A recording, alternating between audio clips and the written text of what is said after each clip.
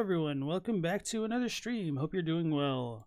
So on last night's stream, I forgot to pull up my playlist. On last night's stream, we watched the first video by Occam's Onion, or no, that was the night before. Okay, so found it. So last night was Fat Brett's video on Mikola, a deconstruction of villainy. Then we watched Don RV's Hidetaka Miyazaki on game design. Then the top 10 most philosophical games by Max Direct. So for tonight's stream, we are going to start off with Level of It Lore's 10 questions from the base game solved in Elden Ring DLC. Then Paspaya's Making Mohg Matter, Mohg's lore post Elden Ring DLC. The thumbnail says Mohg Uncancelled, which is always fun. Then after that we have Let's Talk About the Delayed Attacks in Elden Ring by Birdo Please. Then Mad Luigi's The Hornsent and the Dancing Lion Elden Ring DLC lore.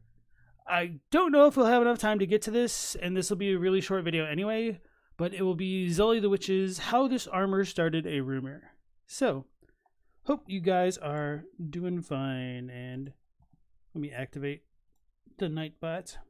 So, GD, welcome in. Iman, MK, Queen Matica Lover, Save Frog, you love 8-Bit Music Theory. This video has been on my playlist for so long, it's kind of sad that it's there. Like, every time I open this up, I have to move away from this video. I'm probably single-handedly taking their retention numbers for that video.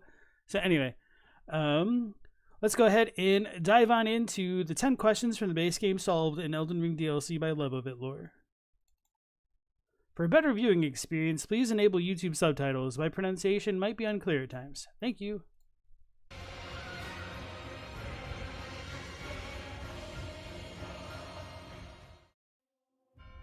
Many people wanted answers from the DLC. We all had many questions from the base. Many people wanted answers from the DLC. We all had many questions from the base Elden Ring game and hoped for answers. At first, the DLC might seem like it doesn't provide any answer, but I will provide 10 answers to the question for the base game. I just finished the DLC. It took a long time because I played at NG+7 and it was brutal. I haven't watched any other lore analysis yet, so some of this answer you might already know, but I tried to find specifically obscure ones. And please forgive me for the That's a pretty good Radagon cosplay, especially with like Mikola's circlet there. surface level analysis in this video. I'm just starting to learn and research the lore. More deep and detailed analysis will come later. Saint Trina. One of the most enigmatic entities from the base game. Most of us assume that Saint Trina is just a Mikola, or some believe she is the female part of Mikola, similar to how Marika has her male part with Radagon. But for me, that doesn't seem to be the case. I think Saint Trina is just another person, but specifically the woman Mikola loved. Here are the 3 reasons to believe this. Miyazaki said in an interview 2 months ago, "They can be seen as different existence, but as for What is that voice effect? I was not expecting that. Oh my god. Alright. the exact nature of their relationship, we'll keep the secret for now." this implies they are separate beings. In the cave with Saint Trina, there is a Mikola's cross which says, "I abandoned him, my love." Before that, in the same location, there is another cross that says, "I abandoned him, my doubt and vacillation." He loved Saint Trina and abandoned his love for her. To do this, he first had to abandon his doubts because it is really hard to discard someone you love.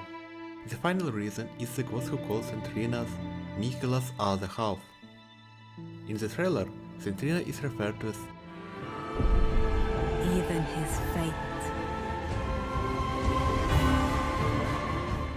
And you know, this is a common way to refer to a person you love. "Ah, she is my other half, she is my fate," or something like that. Yeah, I don't know about that last part. I mean, you might be able to make a joke about I am your density, George McFly style from Back to the Future, but At the very least, I haven't heard that. Maybe it's more of a thing in different languages or different regions or something like that. So, Crash Bandicoot fan, nice to see you again. Canon Miyazaki voice draft. Well, that's kind of funny because it's very different from Jersey Miyazaki on the Sinclair Lore channel. And then Queen Matica says, their understanding of the DLC about Queen Marika, all NPC characters affected Marika's decisions in the past. I don't know. And so I do have some questions for Levo here because he said Trina is another person, and that can make it sound as though Trina was literally another person, as in was a separate being from Mikola at some point or to begin with. And so I'm a little bit curious what exactly they meant by that point. Dragon Hearts. When I played the base game, every time I killed ancient dragons I wondered, why are they not dropping dragon hearts? Are ancient dragons heartless? And yeah, that's a pretty good point to bring up as well. That did answer some questions. It seems like the ones that we get, the dragon hearts that we get are just kind of been given the okay to consume by Placidusax, which is maybe even more concerning in some ways. Now we finally have a clear answer. Listen to the dialogue. In a time long past, Baal turned upon the Dragon Lord. Since that day, Baal and his bloodline, the Drakes, have served as sacrifices for Dragon Communion. The Dragon Communion people hold a grudge against Baal and his bloodline. Baal! Vile Baal! Mark my words! You too shall know fear! They hate him but worship ancient dragons. That's why you can only trade new dragon hearts as a Dragon Communion. These new dragons are descendants of Baal himself. It's not because ancient dragons don't have hearts. It is because the Dragon Communion Church only accepts hearts from the Baal bloodline. So ancient dragons do have hearts, but you cannot collect them because you cannot trade them. It is meaningless for you to grab them. Relana. Alright, so hey little homie, nice to see you again, and James Ling, welcome in again. So, the showing off Egon kind of reminded me that somebody had posted a tweet or something, and it got posted to the Discord, that, like, who would you speculate to be the hint into the next FromSoft franchise based off of the DLC's NPCs? Because it's kind of been a running theme in their games that there's been somebody in the DLC of the one game that kind of has thematic ties into the next game. So in Dark Souls 1, we had Marvelous Chester looking quite a bit like an old hunter from Bloodborne. And then in Bloodborne, we had, what's his face? Yamamura, who looked like a samurai type dude that would be in Sekiro. And then, was there anybody in DS2 that actually like hinted at DS3 a bit more? I don't think so. And then what was in Dark Souls 3? Well, I do think there are some things with Dark Souls 3 with like the ethereal tree and whatnot, which could have hinted at Elden Ring. But anyway. Scholar says patches. Okay. And Jake Peterson, welcome back to the stream. So I was trying to think of what... Oh, okay. So that tweet said it would be Dryleaf Dane would like hits at the next FromSoft title. And I could definitely see a lot of sense to that. And I was just thinking about it. We really don't have a ton of candidates to choose from in the DLC, I guess, all things considered. So with that being said, I can see Dryleaf Dane probably being a good candidate for that, because maybe it'll be like a martial arts style game. I kind of doubt it, but he's the one that does kind of stand out the most from the rest of the crew, perhaps. James said Vengarl and Consort Radahn have a similar moveset, so DS2 teased Elden Ring. Well, the thing is, Vengarl wasn't in any of their DLCs, and that's a little bit of a different thing that I'm talking about. They just kind of reused a couple of the animations for Vengarl, as well as Sullivan in the Radahn fight, so, yeah. Dark Souls 2 Vengarl is Radahn? Okay. So, I was wondering if Quayline could work as the character, but he just no, I don't know. Maybe we'll get a more or a rot pest as the next FromSoft franchise hint. Before the DLC, there was a popular theory that one of the Carian princesses was missing. The Carian Filigree crest item description says, an honor said to have once been awarded to the Carian knights who served as a direct retainer to the kingdom's princesses. Now there is only one princess, Rani, daughter of Renala. This implies there was another princess. The discarded Pulaski in spinning weapon Eschafor also mentioned defensive skills employed by Carian princesses. Yeah, I'm glad he brought this up because a moment ago I thought that he wasn't because he'd only mentioned the filigreed crest or whatever, and so yeah. And opens a treasure chest passed down to Carian princesses. The use of plural suggests that there were several princesses. However, and this is one of the few times where the Japanese does distinguish the plurality, and it was confirmed that there were multiple Carian princesses even in the base game. we know the Carian royalty is not very ancient, lasting only 1-2 generations. Renala's remembrance says, in her youth, Renala was a prominent champion who charmed the academy with her lunar magic, becoming its master. She also led the Glintstone Knights and established the House of Caria as royalty. This gave rise to the theory about a missing princess. The sub-region where Rani lives is named Three Sisters. It's probably Rani and her sisters, but the towers are named Rena's Rise, Rani's Rise, and Celovis's Rise. The last tower was obviously renamed by Celovis, meaning it was originally named after one of the missing Carian princesses. And in the DLC we met Rilana, whose remembrance specifically says, once a Carian princess. So is the mystery solved? Probably, but there is something odd. The missing princess must be Rani's sister and Renala's daughter, not her sister. Renala was the first of the Carian royalty. This part alone isn't clear to me yet, further investigation is needed. The Flame of Frenzy.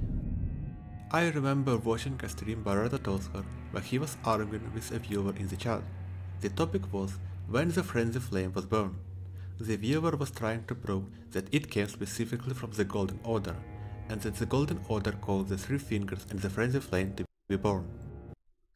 So I don't know if I would have agreed with that back in the day. To be fair, I'm also a late Golden Order truther, so that probably has a role in it, but I've never really seen too much of a reason to think that the Three Fingers came into existence relatively late in the timeline, maybe with the exception of how one interprets the line about the nomadic merchants summoning like the Flame of Frenzy, because that can make it sound like they kind of inadvertently created it, perhaps from their despair, and that could have like manifested the Three Fingers. That was a question that I had, but I was always willing to entertain that there was just more that we weren't told. But Protagonist argued otherwise, saying something like, actually, the problem is that the Frenzy Flame existed as long as life existed. Baller Ratatosker impression, I'm sure he loves it. He believed that the Frenzy Flame did not come from the outer force, but from the very fact that life exists, and said it has always been that way, since time immemorial. They didn't come to the agreement. Now we finally have the conclusion to that argument. Anaya's torch says, a torch made by attaching a dying flame of frenzy to a small spinal column. In a distant land, in age long past, was born a man who failed to become a Lord of Frenzy Flame. And Midra's Flame of Frenzy says, the Lord of Frenzy Flame shall take thy torment, despair, thy affliction, every sin, every curse, all melted away.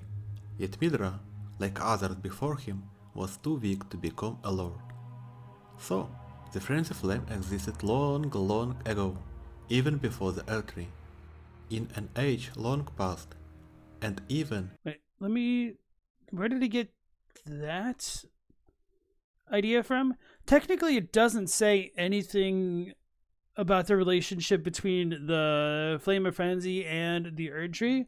But if you do believe that since the two fingers kind of helped create the Erdtree, then I could certainly see why one would think that the three fingers, if they're related to the two fingers, should also predate it. Way. Yet Midra, like others before him, was too weak to become a lord. So, the Frenzy Flame existed long ago, even before the Erdtree, in an age long past, and even in a distant land.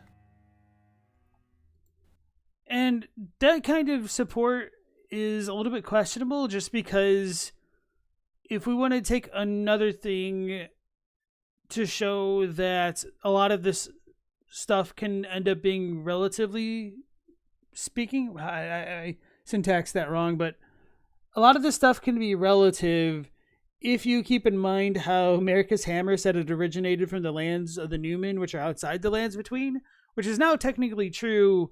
And to say that the Frenzied Flame existed in a land that was far away, what's the base starting point to establish the far away land, I guess? We don't really know. So it could be far away relative to Leyndell, or even like Midra's Manse, I guess. So James said, one of the rises being called Renna's Rise bothers you a bit because that's supposed to be the witch that Ranni met. So why would she have a rise? You think the best answer is that they were renamed? Yeah, I definitely think that they were renamed, and Celavis's Rise being called Celavis's Rise is pretty good evidence for that. But I do think there is the possibility that Renna could have been another individual and Ranni could have just assumed the name, or could have always been a pseudonym, or even potentially a nickname for Rennala, and that wouldn't surprise me. You recently found out you can save Bogart? Yes, true story. Crichton reminds you of Bogart, or whatever his name is, the prawn guy? Yeah, I can see what you mean with that. This will be a quick fact about Gideon. There was a popular theory that the scarabs we see constantly in the lands between are controlled by Gideon. It was believed this was his method to absorb the whole land. I was about to ask if we had scarabs in the Realm of Shadow, but then I definitely remembered getting not too significant like smithing stones from scarabs. I just kind of forgot about them. I do tend to forget where the scarabs are in general, except for like the invisible ones, because they feel a little bit more interactive. That and the disappearing ones, and the ones that you have to chase down because they're annoying to get. And the Isor code item description says, the insignia emblazoned on the front marks out the wearer as the eyes and ears of the Sir Gideon the All-Knowing, and scarabs also have similar eyes. But, unfortunately, that theory is wrong. Gideon clearly has no idea about the Land of Shadow, yet we can see plenty of scarabs here, so the theory is debunked. I could also see somebody trying to headcanon in that Gideon just warged himself into many of the scarabs in the lands between, and so they could still say perhaps only the scarabs that Gideon knows directly are part of his eyes and ears, but I don't really know. And the Discerning Tarnish, welcome back to the stream. Nice to see you again. I made my own theory about the nature of the Land of Shadow. I think it's real good, and probably true. But reality is more complex than I described. But that's not the point. I just wanted to brag a little. In that video I said, I'm certain that the Land of Shadow was created upon the creation of the Golden Order. I can't tell if the video's messed up. Oh yeah, it looks like it should be. Okay, hold on. I'm certain that the Land of Shadow was created upon the creation of the Golden Order. That was weird. Before that, it was called differently and was visible from other lands. The Land of Shadow was a spirit world prior to the creation of the Golden Order. And what do we see? The Curse Blade mirror description says, long ago, before the land was overshadowed by invasion, this curse was shunned, and the Curse Blade were imprisoned. And the aspects of the Crucible Bloom's description says, in an age long past, before this land was enshrouded in shadow, the vitality of the crucible flourished. So, there was a time when these lands were not overshadowed. This basically confirms that it wasn't called the Land of Shadow the whole times. It was overshadowed by the Golden Order invasion. And then, of course, the big question is, where do you put that Golden Order invasion on the timeline? And yeah, that's a real mess to untangle. This one is more of a question than an answer, but I'll say it anyway. The Golden Epitaph has a cryptic description. Oh yeah, so actually going back to that last point about the Lands of Shadow being an afterlife, that's kind of arguable because the suppression pillar mentions that it was the lands between, and while Levovit wasn't exactly wrong, he also wasn't exactly right either, so this is just, nitpicking, I suppose.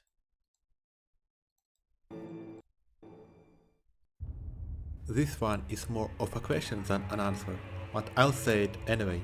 The Golden Epitaph has a cryptic description. A thought made to commemorate the death of the Godwyn the Golden, first of the Demigods to die, infused with the humble prayer of a young boy.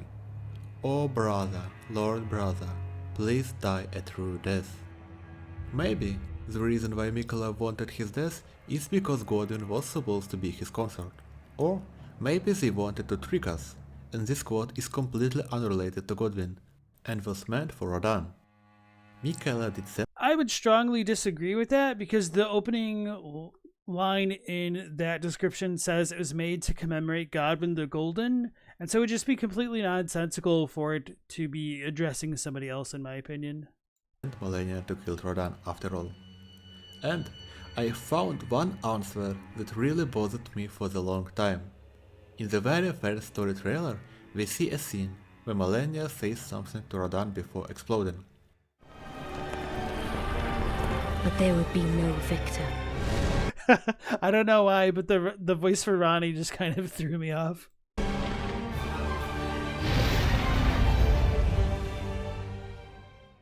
I always thought this would be forever unanswered, and it was really frustrating. But finally, we have an answer. The new Young Lion's help description says, "When Malenia, blade of Miquella, let the red flower blossom in Anionia, Radahn heard a murmur in his ear. Miquella away thee, O promised consort." Melina is a demigod. I kind of want to see what a professional lip reader would say about Malenia's dialogue, if it's even discernible at all. I think we can say this for sure now. Mesmer is clearly Marika's son. I think Protagonist is the father, but it doesn't matter. The whole story reason for killing Mesmer is to retrieve his Mesmer kindling. The description says, Mesmer, much like his younger sister, bore a vision of fire. Melina is known as a kindling maiden, who is bone and bodiless. It seems obvious that the sister in question is Melina. So, she's Marika's daughter after all.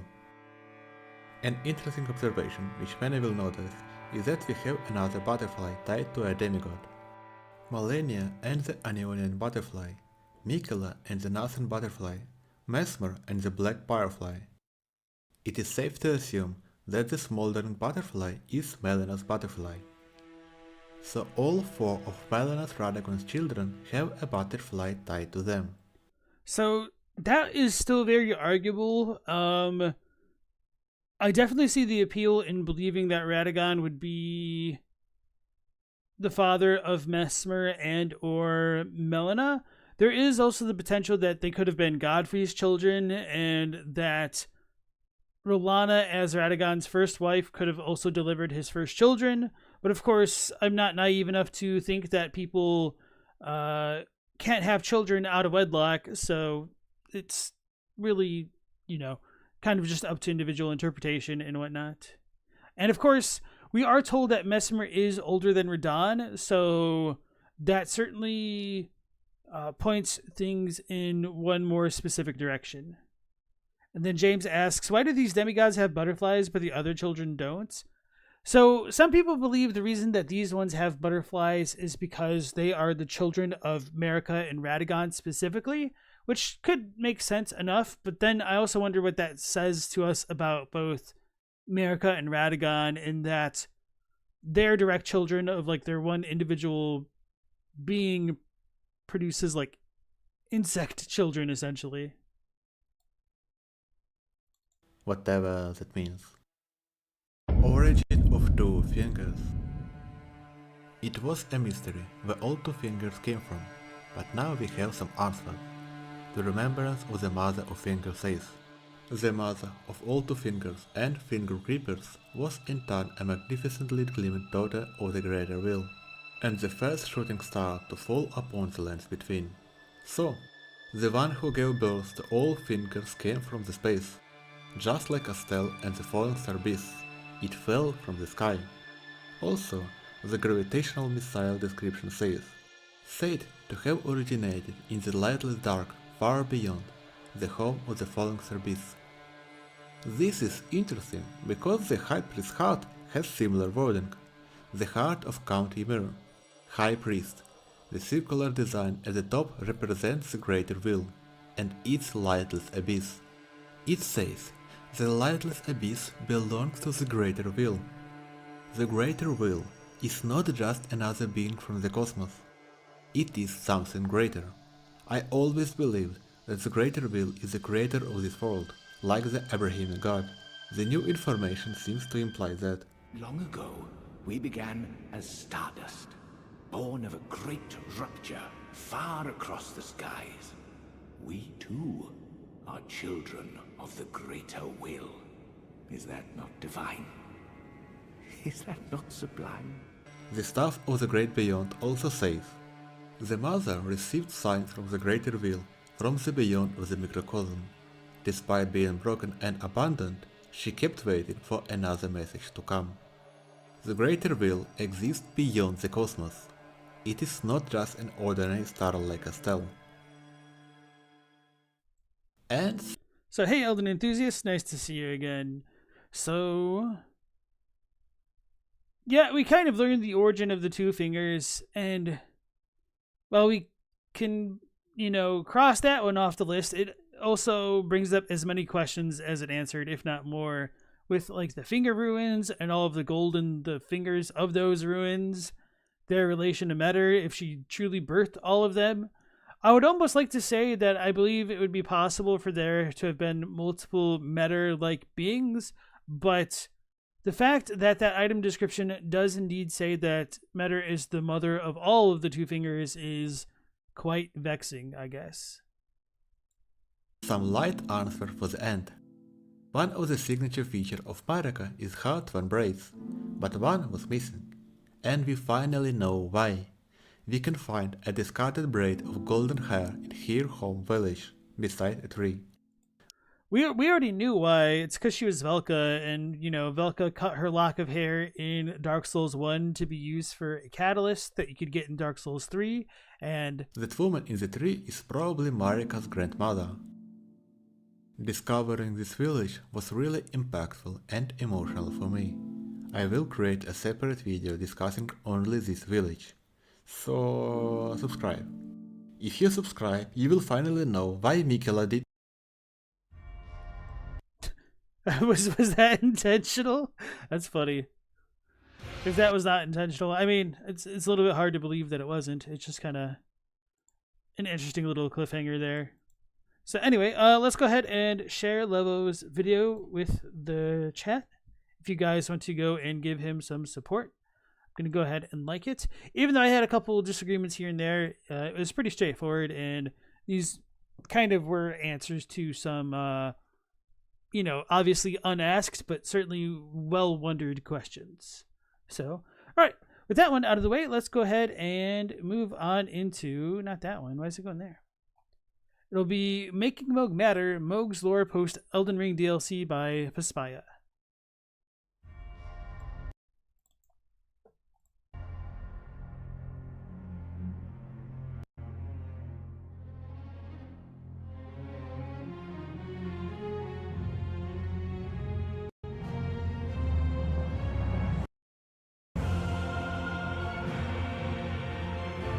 uncancelled.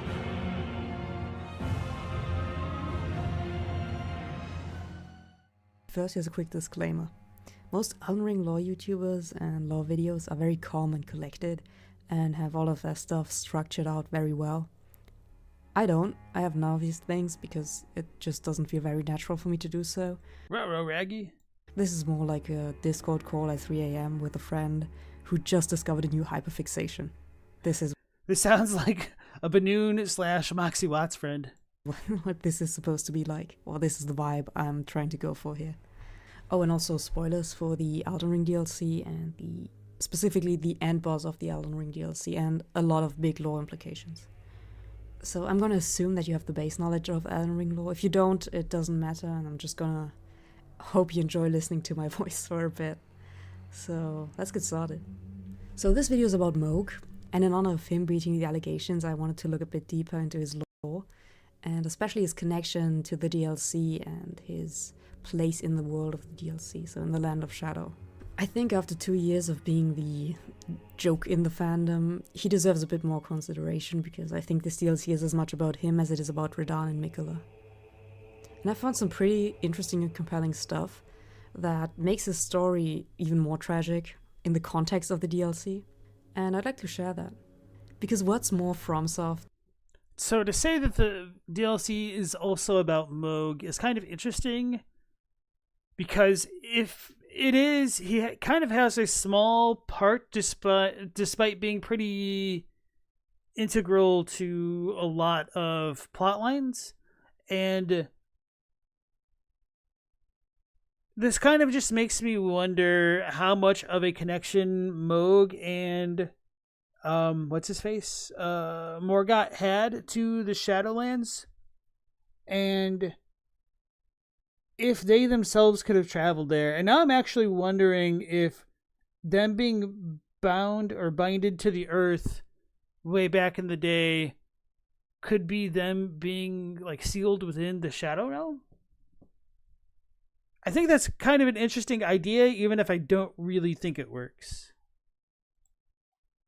And having to kill a character to get access to the knowledge that redeems the character we just killed. That just seems very From Software. So this all started because I was wondering why Mohg wasn't more present in the design of the final boss. And this is an attempt to give Mohg a larger role in the DLC. And I think he deserves that, especially after 2 years of being the biggest joke in the entire community. Mohg is the key to entering the DLC, and he's one of the 2 bosses. So that's the second time she said it, but to treat a kind of offhanded comment a bit too seriously, I would say that Godfrey was the biggest joke. Obviously, there was a lot of like problematic things surrounding Mohg, but I do think people memed on Godfrey a little bit more. We actually need to beat in order to gain access to the DLC. And the physical entrance point to the DLC is also right in his boss arena. Once we enter the Shadow Realm, we meet Miquella's followers, and amongst these followers is a Pureblood Knight, one of the former followers of Mohg. This is Sir Ansbach, and he's my favorite NPC alongside Egon. So as we progress the story of the DLC, at one point Miquella's Great Rune breaks, and the charms he placed on his followers are also lifted. After this, Ansbach's attitude towards Miquella shifts drastically. Kindly Miquella has discarded his great rune.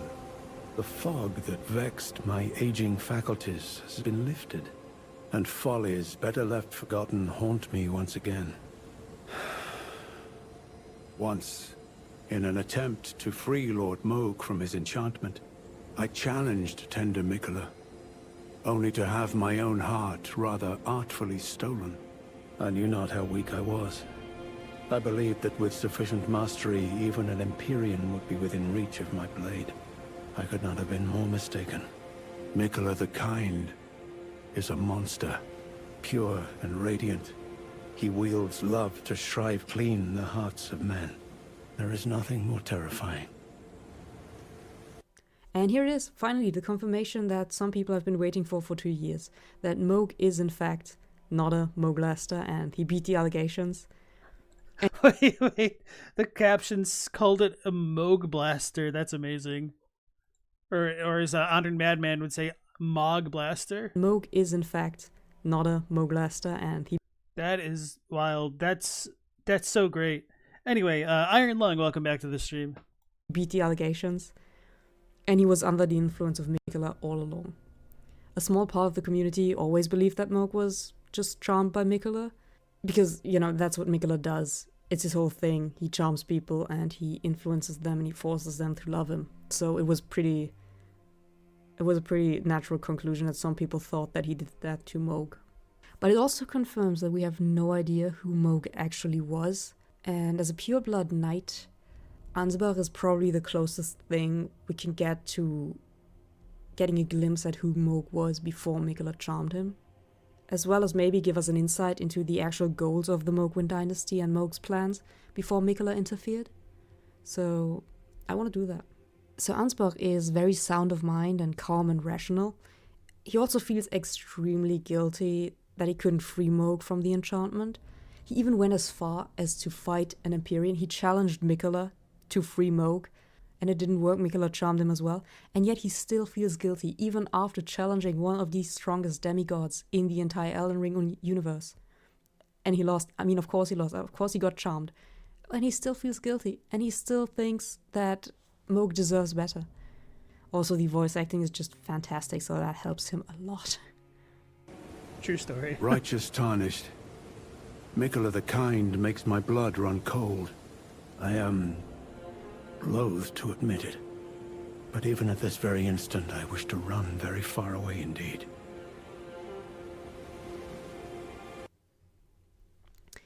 The voice acting might also be the reason why Ansbach comes off as one of the sanest NPCs in the entire game. He doesn't seem malicious or like a creep like Varys is, and yeah, now that she mentions it, I'm sure that it helps that in Elden Ring they finally had NPC dialogue not end with nervous laughter, which just kind of always put a little bit of edge on everything that everybody would say when they would just laugh for no reason at the end of it. So yeah, she does bring up a good point at how much more collected he sounds than pretty much everybody. I'm trying to think if there's any good comparisons.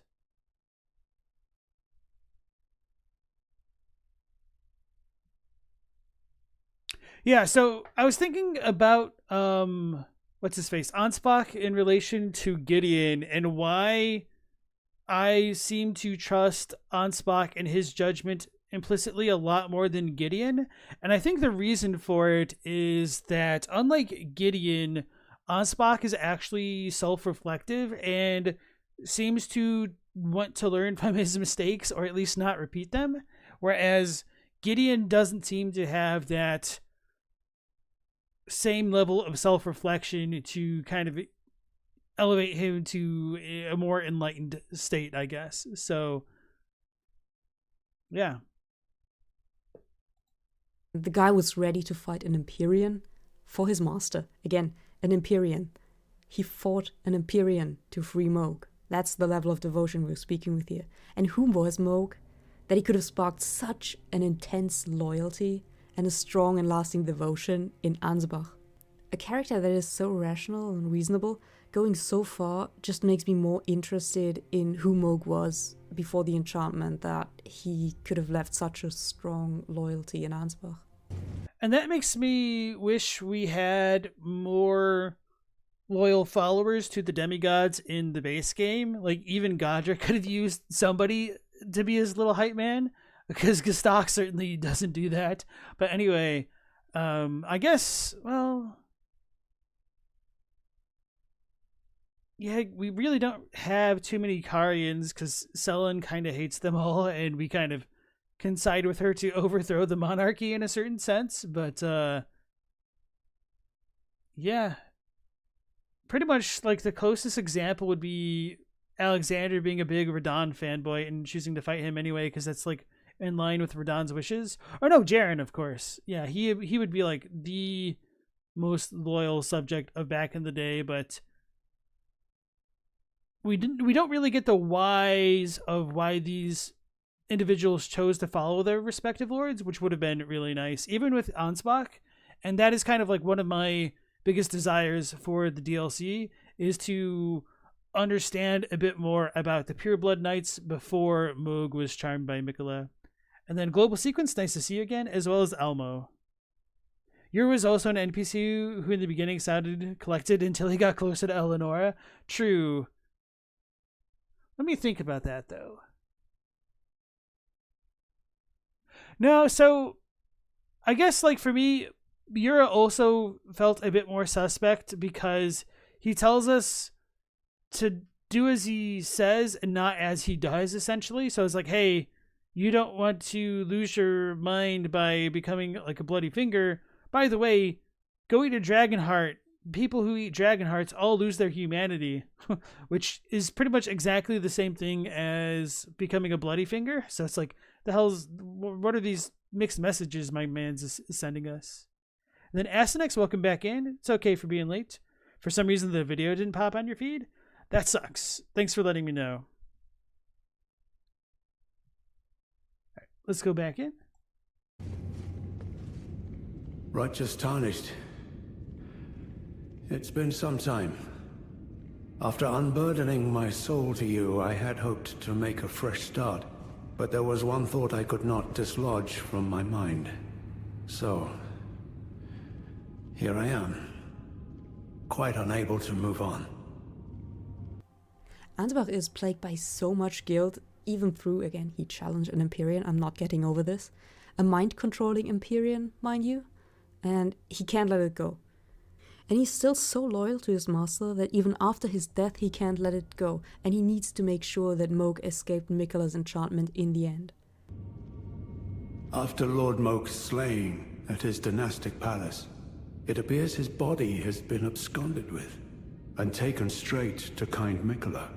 Surely you recall that I once served Lord Mohg as a pureblood knight, after failing him in every regard. And losing sight of my vows, I'd do anything to make amends, in whatever meager way I can. What could they possibly have in mind for Lord Mohg's remains? The implications are rather unnerving.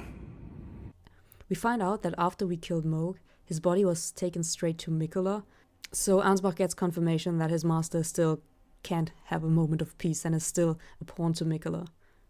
But from this we also learn that Miquella needed Mohg's body for something, apparently. Mohg's role in the story of the DLC extends beyond being the gatekeeper and bearing our way to the Shadow Realm. Well, what's this?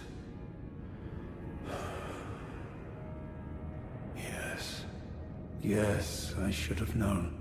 Even the truth was itself mere folly.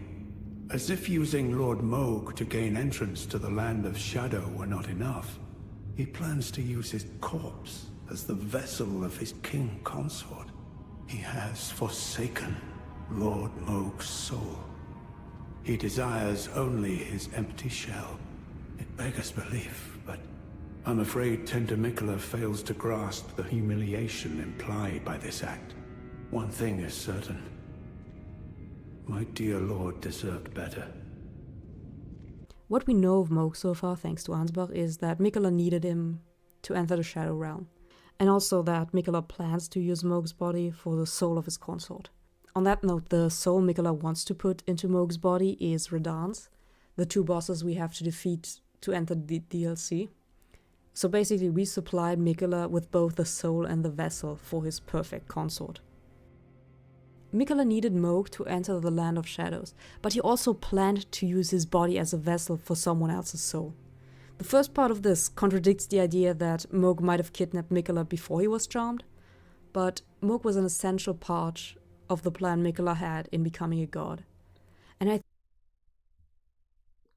Yeah, I don't know about that. Not that I disagree with her, but the entire situation between Mohg and Miquella is just on such shaky ground that I could almost see arguments working any which way that could support things. So let me back up to see what exactly she said. Mohg might have kidnapped Miquella before he was charmed. That could have been part of it, that he could have just tried to abscond with Miquella for his own reasons, and then maybe Miquella just charmed him, or maybe Miquella did a what's his face, a Zhuge Liang type thing where he made himself seem pretty well undefended and just used that as an opportunity to lure Mohg into a trap. That'd be pretty cool, but, you know, we don't really know, unfortunately. And so, Nectary, nice to see you again. Oh, brother, please die a true death. Mikola, mere seconds before destroying his older brother's soul. Yeah, or other brother's soul. Mohg was an essential part of the plan Mikola had in becoming a god. And I think that extends to his body as well. This is such an important thing that it wouldn't really make sense for Mikola to, like, put his consort in any random body or the first best body he could find. And this is why I think Mohg was chosen as a vessel for a specific reason. The final boss of the DLC is Radahn's soul in Mohg's body. And yet Mohg doesn't really have an influence on the final design of the boss. At first this didn't make a lot of sense to me, but I began to look for the things that do carry over from Mohg's design in the final fight. His omen horns and the blood flame. So before I really get into this, I'm just gonna say that I'm a sucker for tragic characters, and I came up with a theory that makes this whole thing even more tragic for Mohg. And I hope you like it, because I've been having brainworms about this for weeks. And here we go. A really important part of the DLC is highlighting the different cultures in the Land of Shadow compared to the Lands Between. This is especially prominent when we look at the religious practices and the beliefs of the inhabitants of the Land of Shadow. Firstly, the Hornsent. One of the main groups in the Land of Shadow are the Hornsent. The Hornsent were the main target group of the religious crusade led by Mesmer, because of what they did to America's people, which it's a different topic, and it's also very, very disturbing. Typical, more like, it's giving Bloodborne. It's giving Bloodborne, to be honest, but I'm not gonna get into all of that right now. Hold on, let me back that up. Because of what they did to America's people, which it's a different topic, and it's also very, very disturbing. Typical, more like, it's giving Bloodborne. It's giving Bloodborne, to be honest, but I'm not gonna get into all of that right now. But I'm not entirely sure what she means by that, and maybe my attention wandered a little bit too much, but if anybody in chat has an insight, please go ahead and let me know. But they were the main target of the crusade led by Mesmer, and their own religion conflicts with the Golden Order, because the Hornsent's religion is centered around the Crucible. Oh, the jar thing? Okay. I could see. Thank you. And this includes worshipping the Crucible and aspects of the Crucible, especially physical attributes that are seen as blessings from the Crucible, such as feathers, scales, and horns. Very curly and spirally horns were revered especially, and seen as great blessings.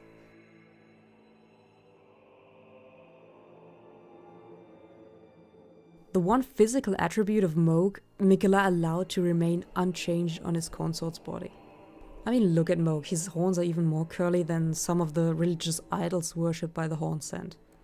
And unlike Morgoth, Mohg didn't So I don't know if the Mohg style omen horns are technically tangled horns, because I think the tangled horns are supposed to be bigger still. When you look at the Horned Baron Talisman compared to the Omen ones, it's like almost an entire thing. And tangled horns are the result of excessive budding, I guess. Whereas, well, Mohg's horns do definitely seem excessive. They're still kind of just all localized to their individual regions rather than kind of merging together. Now, with that being said, I don't know how well this kind of comparison works, because like the bird warriors don't exactly have tangled horns. The lion dancers don't exactly have tangled horns either. And I've wondered whether or not the actual tangled horns were more of a recent development for the Hornsent due to certain refinements in their processes, but I don't entirely know about that yet, and I'm still trying to see if this idea does work or if it doesn't work, and I just need to do more research on that. And then Calix, welcome back in. She means that its existential body horror themes are very Bloodborne like. Okay, he lost an eye to his horns. And so yeah, I do wonder whether or not the horns in Radahn's new body are permitted, or if they're just something that they couldn't completely excise. But I don't know. Does that imply that Mohg's horns were kind of like of his own desire? Did he not have control over it? Is this more of a partial cleansing by Miquella? It's kind of weird that Radahn's left eye isn't being pierced by Mohg's horns, I guess. Even cut or trim his horns to the point where he allowed even one of them to pierce his eyes. So I think the Hornsent would have considered Mohg to be blessed by the Crucible, if not even seeing him as like a saint figure or a holy figure in general. Maybe he'd even be a godlike figure to them in his. And it is really weird that we don't get any omen in the realm of shadow. And maybe that could be an argument to be made in that Mohg and Morgott may not have been sealed down there either. So I am curious what the actual functional difference is between the Hornsent and the Omen. Like I've said before, I do think that it's possible the Hornsent may have just taken like the spirits in the curses and kind of funneled them into one direction, both literally and metaphorically. So did the Omen just not control that stuff and were just assailed because of it, and the Hornsent lived in a bit more harmony with it? So I don't know. His own right, completely without Miquella. Mohg would have had a very high standing in their culture and amongst the Hornsent, I think. And all of that because of an appearance that got him prosecuted and ostracized in the Lands Between.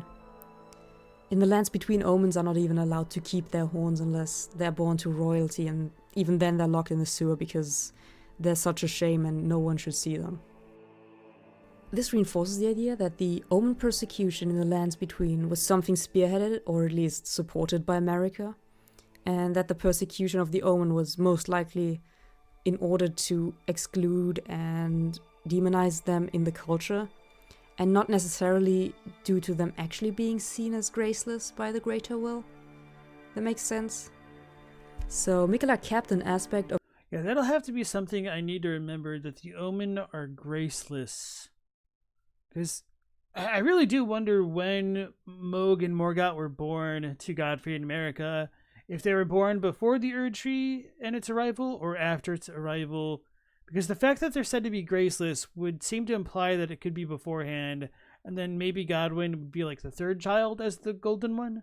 But I could also see the opposite being the case, where Godwyn is not Omen/Crucible touched because he could have been born before the age started and before they started like infusing people with excess spirituality. But I don't know. Of Mohg that represents the horns. Actually, I'm going to back that up. So now that I think about it, excess spirituality doesn't necessarily have to imply grace, now does it? But then I guess that also raises questions about the nature of the actual tarnished and stuff. But anyway. I'm actually being seen as graceless by the greater will. That makes sense?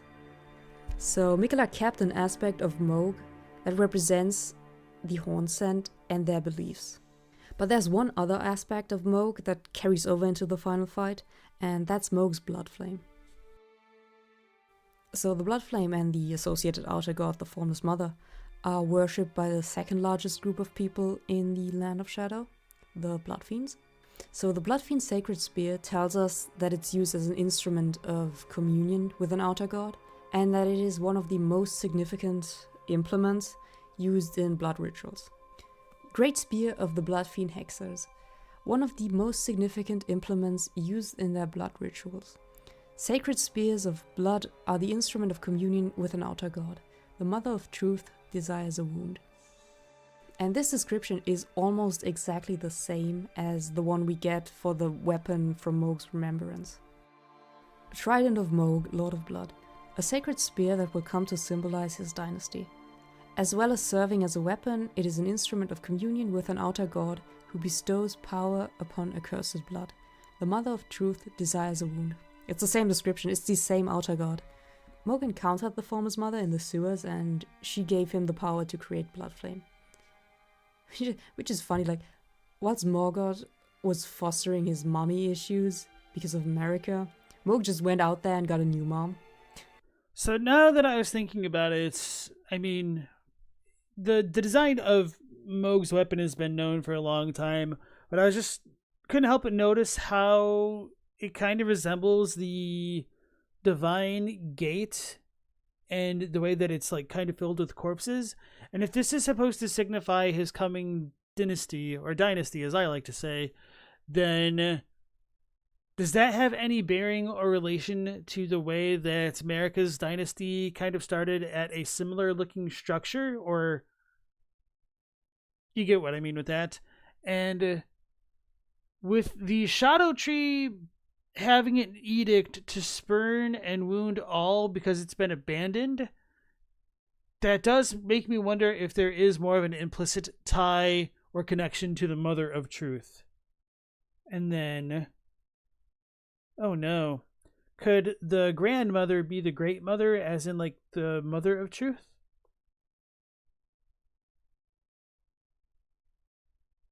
Could America have actually been Mother of Truth aligned before the Golden Order?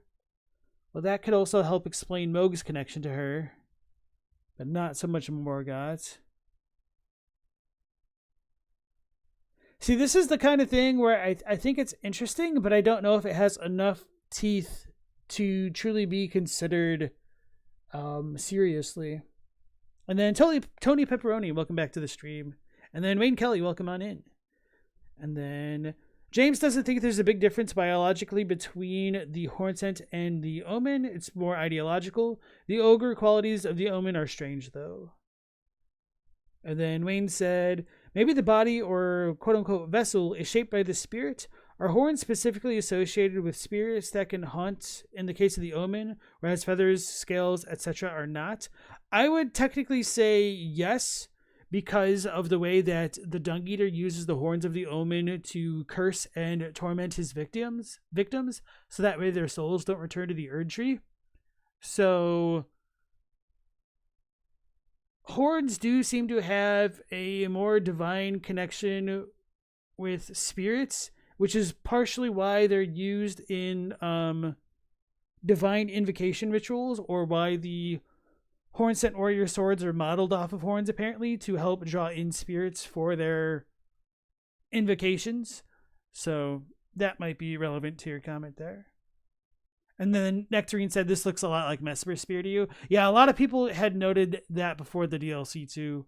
And it's also interesting to me that Mesmer furnished his spear with like Smithstone script, and it didn't have it originally.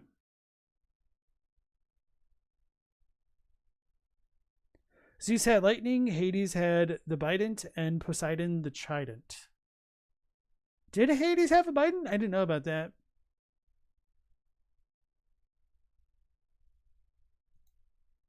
It's good for him. What is the truth? The truth is Mohg beat the allegations. But here's another culture in the Land of Shadows that heavily overlaps with what we know of Mohg.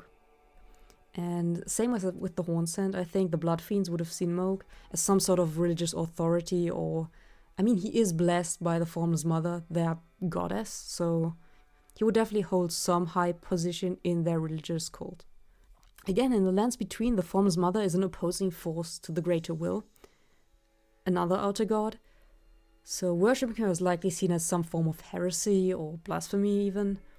And from the base game, we only know the Formless Mother as the patron goddess of Mohg's cult, I think.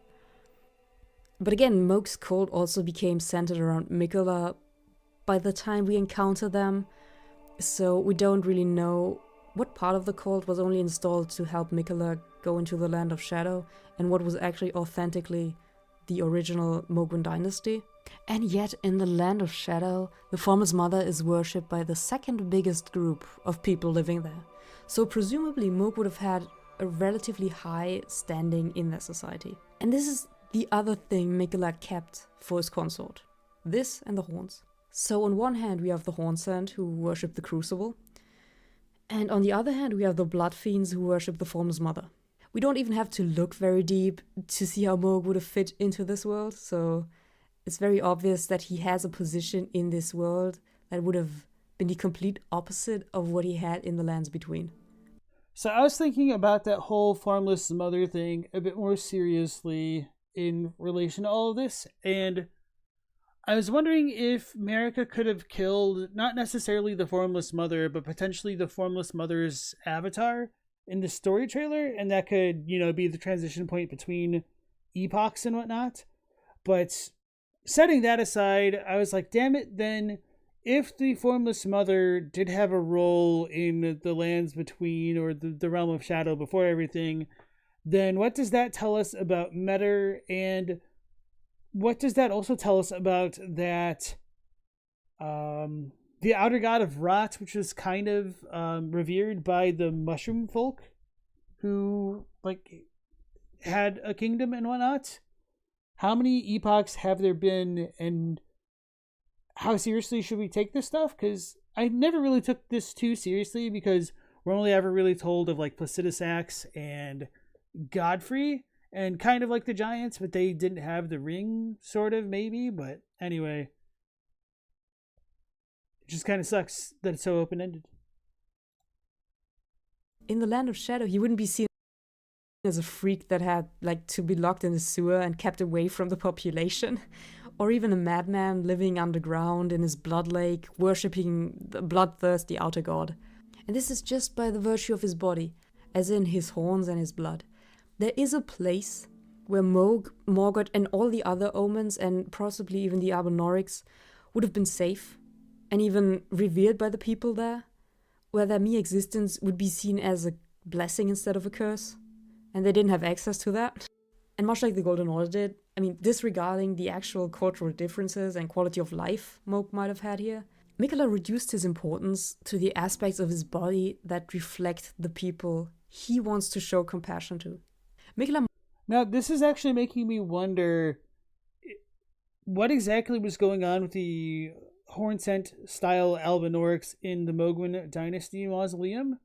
Was Mohg doing some kind of potential reanimation tricks to put spirits within vessels which he might have thought could have been the Albinorics if they lacked souls or will or something? Or was Miquella also doing something similar with the Golden Order fundamentalist Albinorics outside Ordina? Is there something more going on between them? I've put down in one of my videos that I've wondered whether or not the Albinorics were created as potential vessels for the Nox to put their souls into after their bodies had had their use. And it could have been one of their ways of circumventing death, which is quite appealing to me, especially if you think that the Nox existed in a pre-removal destined death timeline. So if we do have these Albinorics, and they have been experimented on definitely by Mohg and potentially Miquella, and we know that Miquella wanted to, or he kind of promised salvation to the Albinorics to some degree. I wonder what exactly was going on there, and if that kind of ties back into his overall plans to use Mohg's body to call down Radahn. Man thinks Marika kills Metter in the trailer, so she takes out of Metter its strings. Metter can't connect to the greater will after that, and the strings become the beast.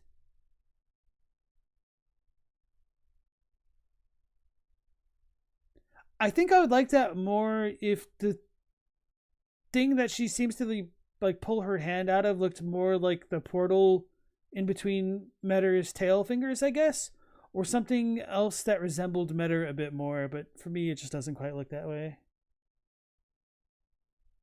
The Albinorics just got the updated map to Miquella? Yeah. Might be insane, or too naive to realize that his Age of Compassion is not one of free will, but he chose Mohg as the vessel for his consort because it represents the people Marika has wronged with her religious crusade. I mean, the Hornsent, of course, they have their own very problematic history, and the Formel's mother is still sketchy as fuck. But on a surface level, Miquella shows them his compassion by having a consort that embodies the things they were prosecuted for by his mother. I mean, it wouldn't matter either way because he would force them into loving him anyway, as he did with Mohg and might have even done with Radahn. But that would mean he had a consort that is both perfect in spirit and in body to rule alongside him in the Land of Shadow. Concerning Radahn, I mean, consensual or not, and I'm leaning towards it later if I'm being honest, Radahn's soul is shoved into a body that, according to the Golden Order, according to the group Radahn led his life by, is not only seen as unworthy of grace, because it's an omen body, but also corrupted by an outer god. So unworthy of grace because it's an omen body. I don't know if I'd agree with that implicitly just because Morgott was given grace and he's called the Grace Given, so they don't seem to be entirely incompatible with grace, I guess, to some degree. Essential, I doubt Radahn would be happy with that. I doubt Radahn would be happy with any of that. However, even here, Miquella might have thought that he was doing Radahn a favor by putting him into the body of Godfrey's only remaining son, if we want to be this morbid, because if we know one thing about Radahn, it's that he worships Godfrey. And Mohg is the direct descendant of Godfrey. Putting Radahn's soul in Mohg's body is probably the closest he could get to being part of Godfrey's lineage. And as disturbing as it is, it would be exactly the kind of shallow gesture I would expect from Miquella. And it's so disrespectful to both Mohg as well as Radahn that it just kind of fits. It's so bad, but it fits. So this has been my attempt to give Mohg a bigger significance in the DLC, and especially one that goes beyond the joke that he beat the allegations. Because we started with a joke that he has allegations, and now the only thing we talk about is that he beat the allegations, and I think that doesn't progress his character in any way. So yeah, I want to finish this off with a return to Sir Ansbach, because again, I love him. And what the conclusion of his questline might tell us about Mohg and the philosophy behind his dynasty originally. Righteous Tarnished. That was an astounding battle, to be sure. Now I suppose this leaves only one. But in truth, I cannot calm my quivering. Challenging a god is no small matter. Oh. Something you want to get off your chest? Well, you needn't worry. It was you, wasn't it? Who defeated Lord Mohg. Fear not. I bear no grudge against you. His Eminence was felled in an honorable duel. And such are the risks of seeking lordship. Besides, what right have I to complain? I blame the enchantment more than anything. Righteous Tarnished, we will have our victory. I swear upon my blood. And it is kind of funny that Ansbach doesn't really give a damn if you kill Mohg, but he cares that Miquella defeated Mohg with the charm, despite saying it's all on the way up the throne of lordship, essentially. So that just kind of goes to show how high he places the concept of personal honor, both for himself and his lord, and he thinks that Miquella essentially has no honor by taking such an underhanded method to subvert both his and Mohg's wills and personality to do his own bidding, which, I mean, is certainly a monstrous act, don't get me wrong, but it is a little bit ironic, I think, to condone violence but and death, but not necessarily overcoming somebody else's will, which is not too uncommon a thought, I think, in the grand scheme of things. And then Batpick, welcome into the stream. And then James is still not convinced that that Radahn is a willing participant, and his face in phase 2 looks like he's reluctant to continue. I wouldn't say that he looks reluctant to continue, but nonetheless, the fact that he seems to have no real reaction to ourselves or Miquella certainly doesn't make it seem as though he has all of his normal mental faculties, but maybe the rot did it, who knows. So I took Sir Ansbach with me to the final fight, and at one point I seriously considered just leaving him out because I needed to summon someone to help me. But at that point, I went in there so many times with him, and I've heard him say his lines so many times. I heard him say his vow to give Mohg his dignity back so many times that it almost felt personal.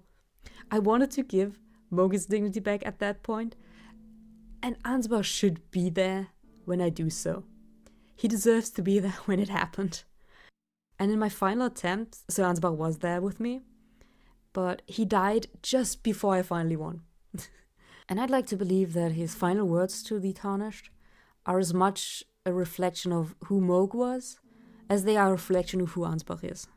Become a lord not for gods, but for men. And in the end, Mohg might have been a crazy maniac with a weird blood cult, or he might have been like someone who carved out a place where omens and Albinaurics were safe from the prosecution of the Golden Order.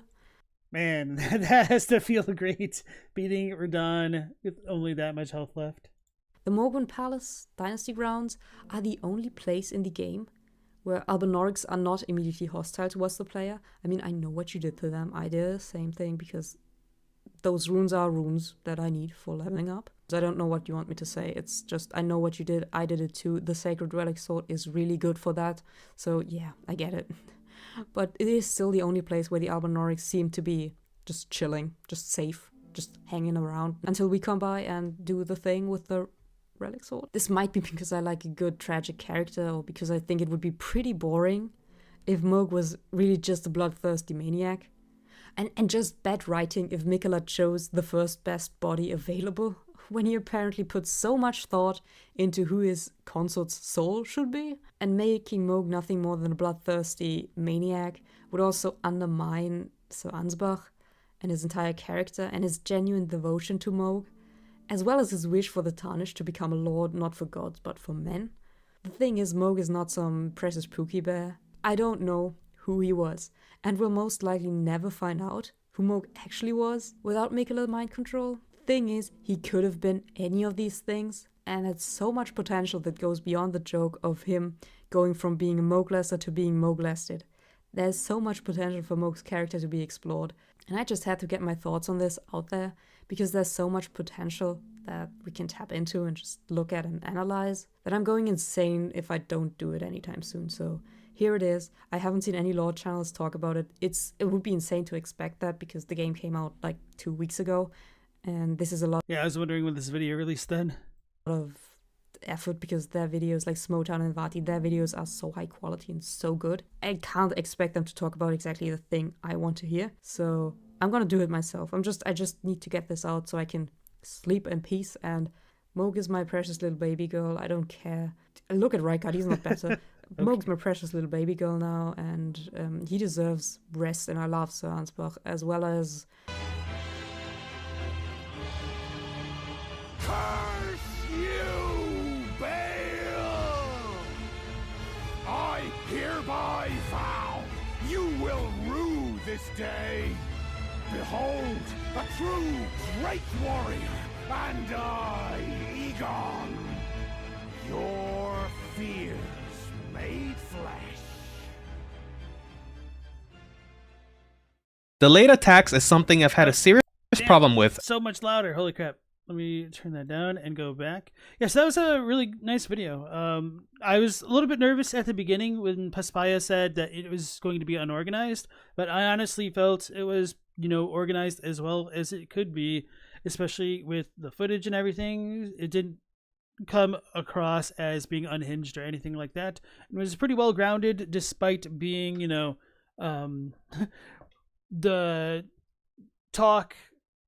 the wee talk going into the feverish hours of the night, or whatever Mikolash says, which I can't fully remember off the top of my head. So anyway, I'm curious to see what all else Paspaya has on her channel. Really? Well, it was good enough. I'm going to go ahead and subscribe in case she makes some more stuff.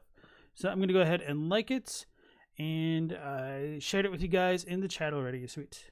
So Almo thinks Radon went back on his promise for his own lordship goals. Well, I don't even know if he truly accepted the promise, but like I was saying last night, looking at the Japanese, I do get the impression that yakusoku should mean that it's an agreement between two parties. It's binding, but promise, at least in English, doesn't necessarily have to be agreed on by both parties. It's like, I promise that I'll kill you. Like, the other person doesn't necessarily have to take a part in that. So, right. And then Jack Irish, nice to see you again. All right. So let's go ahead and go into that next video with delaying the inevitable. I didn't realize how similar our thumbnails were. Delaying the inevitable by Delayed attacks is Berto, please. All right, let me turn down my volume. This is way too loud. Let's see here. Delayed attacks is something I've had a serious problem with ever since the launch of Elden Ring base game, and it has only persisted, arguably getting worse with the shadow. All right, so yeah, going back to this topic here, Delayed attacks. There were like maybe 1 or 2 attacks that stood out to me for being super delayed, and of course, I probably feel differently in the moment. But I just felt like delayed attacks were kind of already part and parcel within Elden Ring, that they didn't bother me as much, except for when there were like lingering hitboxes for certain attacks, which I honestly don't remember too much. And my issues with the DLC were more about just the constant pace of aggression for the bosses that felt like many of them were explicitly designed to have a secondary target to take the aggro away, so you could heal, reapply buffs, or even get an attack in edgewise. Nectarine says, yeah, this is going to be a get good from me, Chief. Just kidding, you're reserving your judgment. Yeah, so maybe Berto will make a good case for the DLC, because I'm trying to think of like the biggest delayed attacks which got me. I think some of the, yeah, I guess Radon does count. I was going to say, I don't know how fair it is to include Radon, because Radon is just kind of over the top everywhere. But yeah, he certainly does have some like delayed attacks, which are a little bit hard to get the handle on. For me, the one where he kind of like floats up into the air and explodes, I couldn't really time that one super well to iframe through the dodge, which I think is more of a me issue. But anyway, let's go into the video. Delayed attacks is something I've had a serious problem with ever since the launch of Elden Ring base game, and it has only persisted, arguably getting worse with the Shadow of the Erdtree DLC. But up until now, Oh yeah, and like maybe Midra, but I felt like Midra's attacks, while they were delayed, they were kind of really thematic to his character, and it felt more like a skill issue to me in that regard. I think, yeah, anyway. I'm not sure if I could put it into words why I thought it was a design flaw. But I think I finally figured out how to express this, and how to draw the line when it's fine, or even done well, and when it's excessive padding to add cheap difficulty to a boss fight. Before the actually crowd gets here, let's define what I mean with delayed attacks very clearly. What I'm talking about when I'm referring to a delayed attack is when an enemy or boss starts readying an incoming attack, but deliberately hold it in place to bait you to roll earlier than you need to dodge it, and then they lose the attack to punish your panic roll, oftentimes being a very snappy or fast animation for that final swing, so you can't do another dodge to make up for the first one. Sometimes the enemy or boss will hold it for a comically long time, simply so you have no earthly idea when it's supposed to happen and encourage more panicking. This is different from an attack that is slow but very clearly telegraphed, and is still very manageable to just roll or avoid on sight. At face value, yeah, and I definitely understand what he means with this argument. I think it has been set up very well for what he means between a delayed attack versus like a panicked one.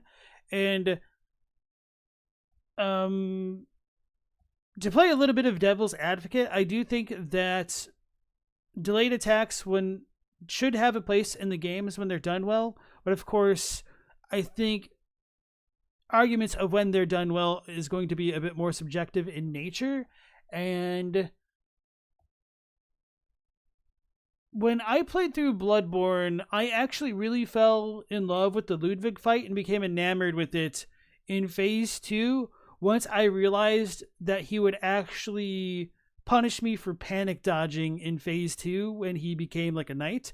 And that was kind of different from his first phase where you could kind of, panic dodge pretty consistently and not get punished too badly if you were positioned properly and whatnot. But the fact that his double sweeping sword attack right in front of him would be delayed ever so slightly to catch a panic roller just kind of made me realize the devs were on to me and they were punishing me for spamming rather than reacting to the boss's movements. And to kind of build off of Birdo's premises here potentially, I think one of the problems with the way that some of the delayed attacks are implemented in Elden Ring is that it's not always clear by their telegraphs what attacks they're doing.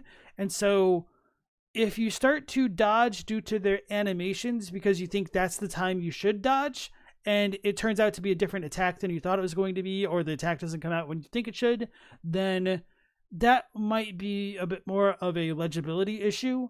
And this is always a messy topic to talk about because, if you want to say that there's an element of realism in the combat of these games, then it is certainly a realistic strategy to feint and cause your opponent to get out of position and punish them for it. So I can only imagine how spicy his comment section is going to be.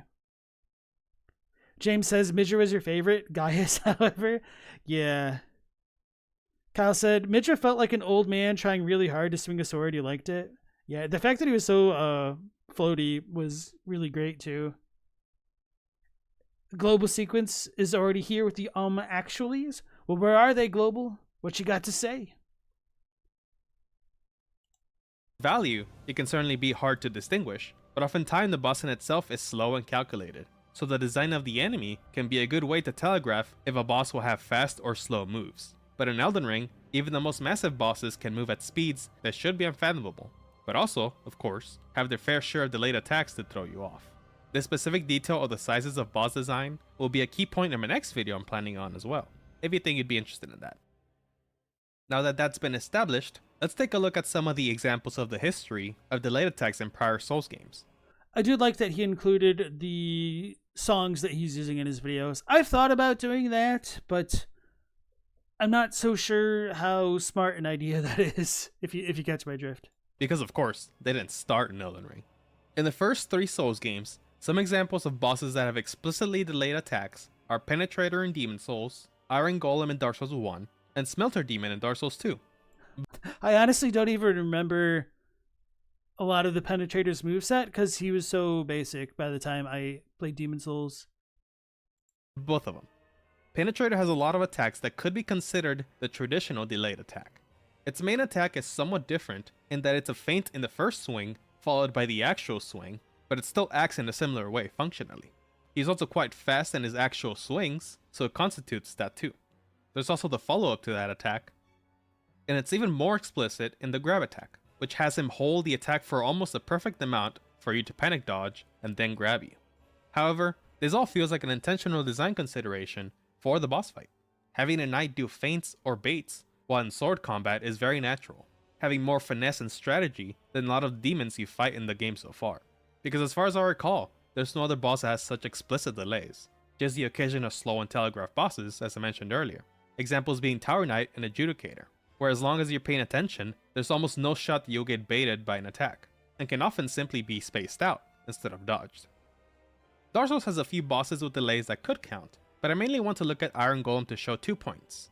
1, most of the attacks on this guy are also the slow and telegraphed, once again shown by the visual design of the boss.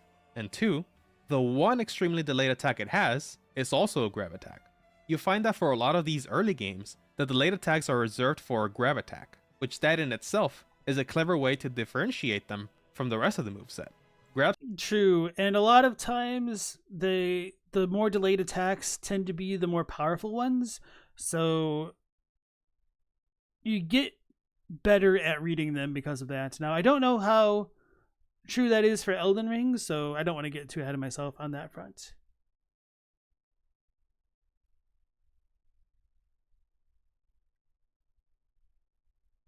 And then, okay, Global said, where you sympathize with the SL1 crowd, you agree that Elden Ring is probably way more frustrating than any of the other games. You've seen people call it poor game design, which is just bullcrap. If FromSoft didn't add new tricks like crazy delays, people would be arguing that the bosses are the same as all the previous games. Damned if you do, damned if you don't. Yeah, I think there is an element of truth to what you're saying.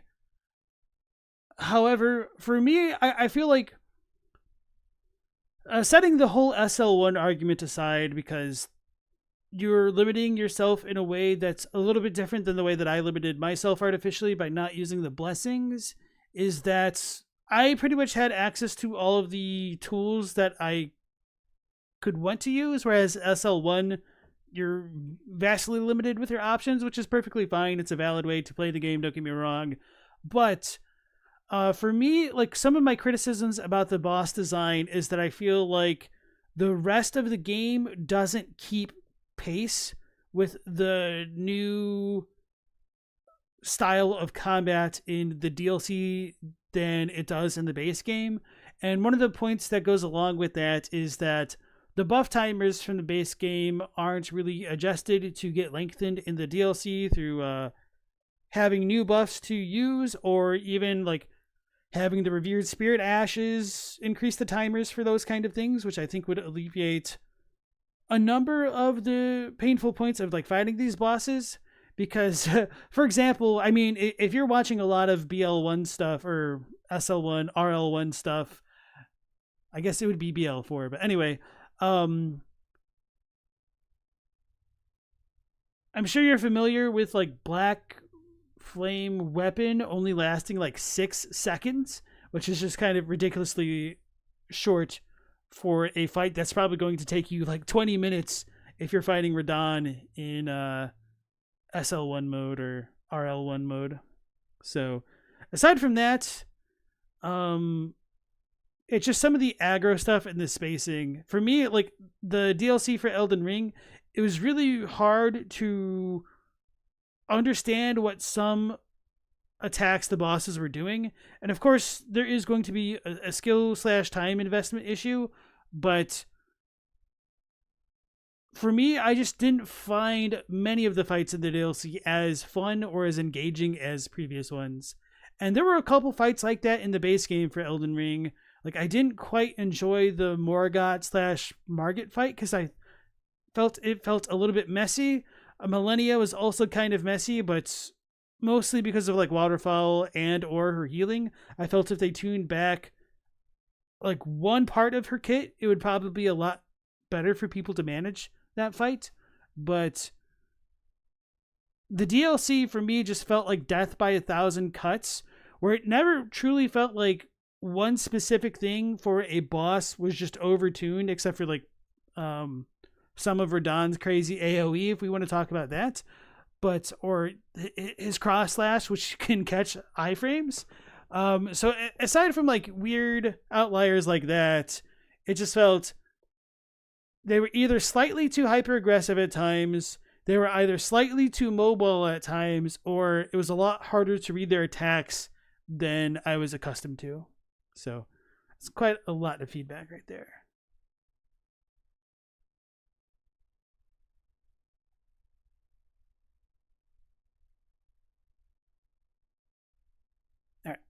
Millennia does a big feint before her grab. Yeah. So so a lot of Millennia's moves are actually really fair, and I really like a lot of her fights. It's just waterfowl mostly. That and a couple of the ways that she can kind of shrug off getting staggered at times makes her feel really inconsistent, and that doesn't feel great to fight her, but it's not like the end of the world. She's got like another one of those things, like I was saying, where if they just tuned back one part of her kit, that would make her a lot more manageable. Traps can have an additional danger where you could be at risk of being knocked off in arena, so spatial awareness while that attack happens is another factor to take into account while fighting bosses. For the last example, there's the Smelter Demons. I don't play Dark Souls too often, so I could certainly be forgetting how common delays are in the base game, but a lot of the bosses tend to be on the slower end. and I feel like the Smelter Demons are pretty much built as a boss with delayed attacks, similar to Penetrator. And not only that, the delays vary per each variant of the boss. I know that in a lot of cases, Smelter is I didn't know that. That's cool. people's favorite boss, but it's certainly distinguished by this, and it's far from being an overused mechanic. So when I was playing Dark Souls 2, I was pretty much purely going through it to get lore footage. So I was fighting all the bosses and whatnot HUDless, and I just kept dying to Smelter Demon Blue way more often than I was expecting. And then one particular time I was fighting him, I just fell over and I was like, oh my god, I'm getting damaged by something, because I didn't realize that there was a damage aura when I was playing HUDless. Two other Dark Souls 2 examples I want to bring up are the most notorious DLC bosses, Fume Knight and Sur Alone. Fume Knight is a very clever use of the delayed attacks because he has two swords, one thinner and one massive. The thinner one is a faster one as you can expect, but the big one is the interesting one. As far as I can tell, this is the only sword that will have delayed attacks, and it makes sense with the design. Wielding a giant sword like this with one hand would be a little more sluggish. When it comes to phase 2, a good chunk of the attacks will still have an aspect of delay, albeit maybe a bit faster swings, but now he's two-handing it, so it's feasible that he'll be able to swing it faster than before.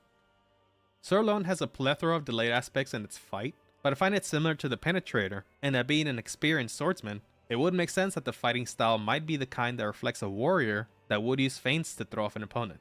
Whether you And actually, I felt like Alon was probably the worst boss to fight as a caster in Dark Souls 2, because he just felt so much faster than pretty much any other enemy in the entire game. So it was hard to get... Oh, he wasn't just faster, he was also a lot more mobile. So it was a lot harder to get spacing and have the time to damage him without being punished. think the animations are janky or not is another story entirely, not really for the scope of this video, but I hope the idea I'm proposing is coming across. So these two are yet more examples of where the delayed attacks are reflected by the visual design, allowing for some degree of telegraphing, or at the very least make sense with the design. But only 2 years later, things started getting a little shaky. So by the time of Dark Souls 3, it felt like the delayed attacks started to become a little more normalized, but maybe in ways that didn't feel as well thought out. The first example I want to look at is Pontiff Sullivan. His design is somewhat similar to Fume Knight in that he has a bigger and smaller sword, but the difference might as well be negligible, because he swings both of them at the speed of straight swords, a dagger. It doesn't matter, it's excessive. This aspect alone is one I always disliked about Pontiff, and hell, even Gwen in Dark Souls 1. But on top of that, this guy is definitely prone to doing delayed attacks. Now I think the detail that makes this go from a negligible aspect of the boss and start steering into tedium is that the boss can combo. A lot. It can combo into straightforward attacks that you can dodge on reaction, it can combo into more delayed attacks, and it doesn't stop very much, until it feels like it. And of course, there's that one full combo attack that pretty much exhausts your entire stamina bar, with a whole mix of both delays and non-delayed attacks, which overall... And I guess, like, the Sully fight, you could also panic roll a lot more consistently for better or worse, I guess. Overall makes it a lot more difficult to keep track of what is what, especially with the dual sword setup. Captini said it pretty much the exact same way that I would, that Pontiff is the only boss in 3 where you feel like you don't know what you're doing. Actually, I felt like that when I fought Dancer at a really low level. I didn't fight her at SL1 or anything, but she kicked my ass, which really shocked me because I one-shot her in my first playthrough. So, yeah, you panic throw through every fight in this game. That is true. But I mean, it kind of worked. In a lot of ways, it definitely feels like a proto Elden Ring boss fight for reasons like this. And as you can probably tell, it's certainly not my favorite design philosophy. That's funny because when I was looking back at the Alon fight, that one kind of gave me the most Shadow of the Erdtree vibes. Now, Sullivan, I honestly don't know what to do, and my advice for everyone is to always just ignore what he's doing and bully him and hit him, because it just kind of works. And then I say, but I don't know how good this strategy works on like New Game Plus 7 when he's actually tanky and you can't just burst him down. So yeah, I really don't know the legitimate strategy to kill Pontiff without, probably abusing a specific move or two. The next example is maybe a more positive one, with the Dancer. Thankfully, this one feels like it had more consideration for the delayed attack style and its boss design, just like some of the better examples in the previous games, with the whole dancing motif. But even without that, these do feel a little more graceful to me because it's not as snappy, with the animations being more smooth. In contrast, the grab attack for the dancer is not really a delayed attack. It's a little bit consistent all the way through, although admittedly with slightly questionable hitboxes at times. But overall, this one felt more passable to me than Pontiff in a lot of regards. But now to the last. Yeah, I think the dancer fight is very difficult in a different way because the timing feels different than what you'd expect, but all of that is very consistent with her boss design, which I never really had an issue with her as far as like that aspect of the fight goes. Last example, Nameless King. The first phase does have delayed attacks, but the attack pool from Nameless himself isn't very large, so it's easy to identify and dodge those. Obviously the main talking points here will be in phase 2. Let's just say it how it is, this is indeed a delay fest. Nearly every attack is a delayed attack in some way, but I do believe there's a few aspects of it that make it a little bit more manageable and a better experience than Pontiff at the very least. If you were to design a boss with delayed attacks, I do think a longer weapon model that does have to travel a fair horizontal distance and isn't excessively fast is probably about the best type of weapon you can have for this kind of attack. The polar. Yeah, just from this quick look at his attacks, you can kind of tell when the actual animations for his attack are going to start, when his arms kind of get into their final position before they like move forward.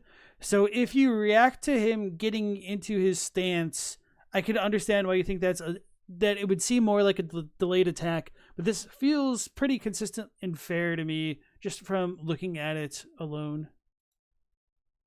Arm weapon design allows for more telegraph because of how much ground it needs to cover for the hitbox to reach you, and it's the reason you won't see Mohg covered later on in this video, because although he has a fair amount of delayed attacks, it still feels a fair bit more natural than some of the other examples.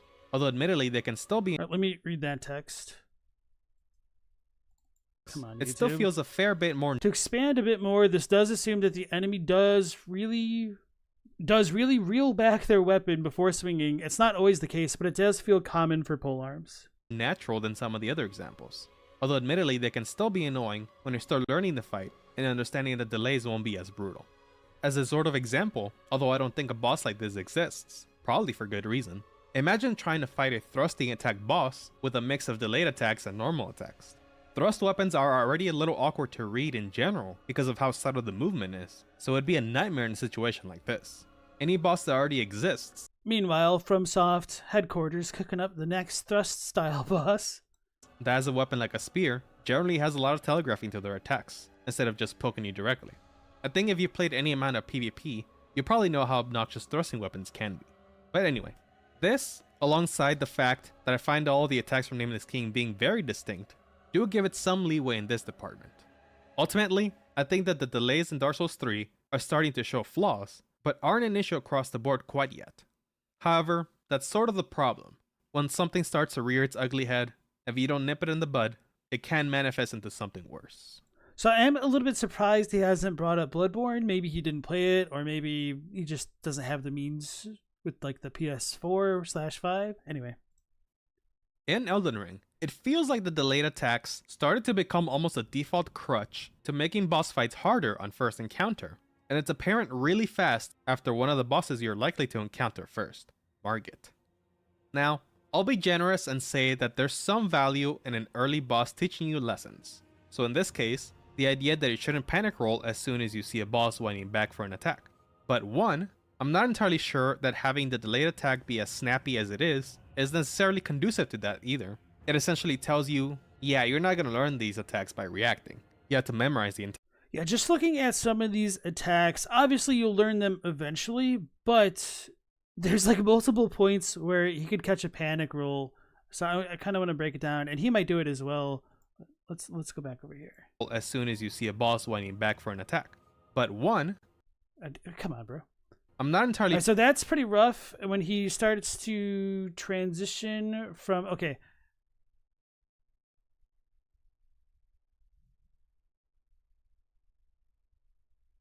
So YouTube is frozen. This sucks.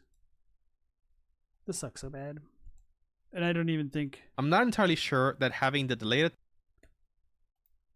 You see a... boss winding back for an attack. But one, I'm not All right, so okay. So anyway, he reels back up, and I'm going backwards right now. So it's like when I get to that one frame, it just is like, nope. All right, I'm gonna back up all the way over here. This sucks. default crutch to making boss fights harder on first encounter, and it's apparent really fast after one of the bosses you're likely to encounter first, Margit. Now, I'll be generous and say that there's some value in an early boss teaching you lessons. So in this case, So that one is pretty much fine. You can see him like getting into his pose, and then he starts to attack. the idea I don't have a problem with that move right there. It does come out slightly fast, but I mean, it's probably the right amount of time if you were to start to initiate that dodge once his hands stopped moving initially. that you shouldn't panic roll as soon as you see a And then, oh, come on, bro, YouTube. So that part, I don't remember how delayed this specific attack was.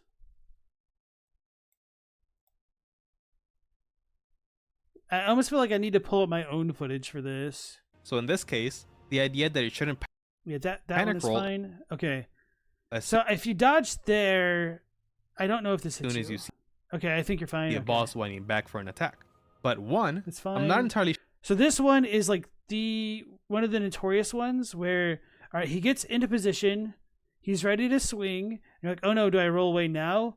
Because that's kind of what it seems like you should do based off of the other attacks. entirely sure And then as he rushes forward, it seems like you should dodge back because a lot of times there's hit collision with the bosses, which gives damage, which is a little bit hard to intuit. that And then as he gets closer, he delays it even further, and now you're supposed to dodge, which is a little bit excessive, I think. having the delay So there's like 2 different panic roll catches in one move, which is kind of wild to me. And then James never noticed the delayed attacks on the bosses, only on random field enemies. Maybe you just got used to it though. Which field enemies for you? I think the ones that kind of stand out to me in the DLC are the Mesmer soldiers after they get buffed, but I don't really remember too many field enemies delaying their attacks. Just Mikiri counter the thrust attack boss in the next Souls game. Bro, if there was a Mikiri counter for Millennia, that fight would have been so much more fun to me. delayed attack be as snappy So that feels like you should dodge. as That's it a good is dodge. isn't necessarily conducive to that either. It essentially tells you, Alright, you're I'm not just gonna gonna stop with this video because YouTube is a garbage. learn these attacks by reacting. You have to memorize the entire pattern. And 2, did nearly every attack have to be a delayed one? And let's be real, I think Margit to be the harder boss than even Godric, due to him having a plethora of attacks that kind of blend together, so it's more difficult to tell them apart. Oh yeah, Godric's attacks are so much more easy to read. He's got like one that's kind of a little bit tricky on a first playthrough, but anyway. Godric, who obviously also has its fair share of delayed attacks as well, at the very least has some more distinguished animations. For another comparison that might help paint a better picture for anyone who's struggled with them too, think of Elemer or the Bell-Bearing Hunters. The attacks he that was launch hard. the sword, there's 2 or 3 variants of that attack that are almost indistinguishable from each other. Like, trust me, I've tried to learn the difference. Yeah, I was going to say, I don't know when he's going to do that 4th swing with his combo from just being the 3-hit stop one. But there's certainly at least 2 variants of it that I couldn't tell apart in the middle of combat. And that is one of my bigger issues with some of the Elden Ring boss designs, where even if you are kind of familiar, it's really difficult trying to discern some of these attacks. one has a delay, and one is instant. And a few attacks from Margit feel in the same vein sometimes, even if not as extreme. And why? Because they are mostly just standard attacks from his cane. And he will combo a lot of them together, so it's hard to know when the combo starts and ends for punishing back a lot of the time. So I mainly just end up finding it a boss design that muddies the waters a lot due to having such a variance on how you time or react to most of the attacks.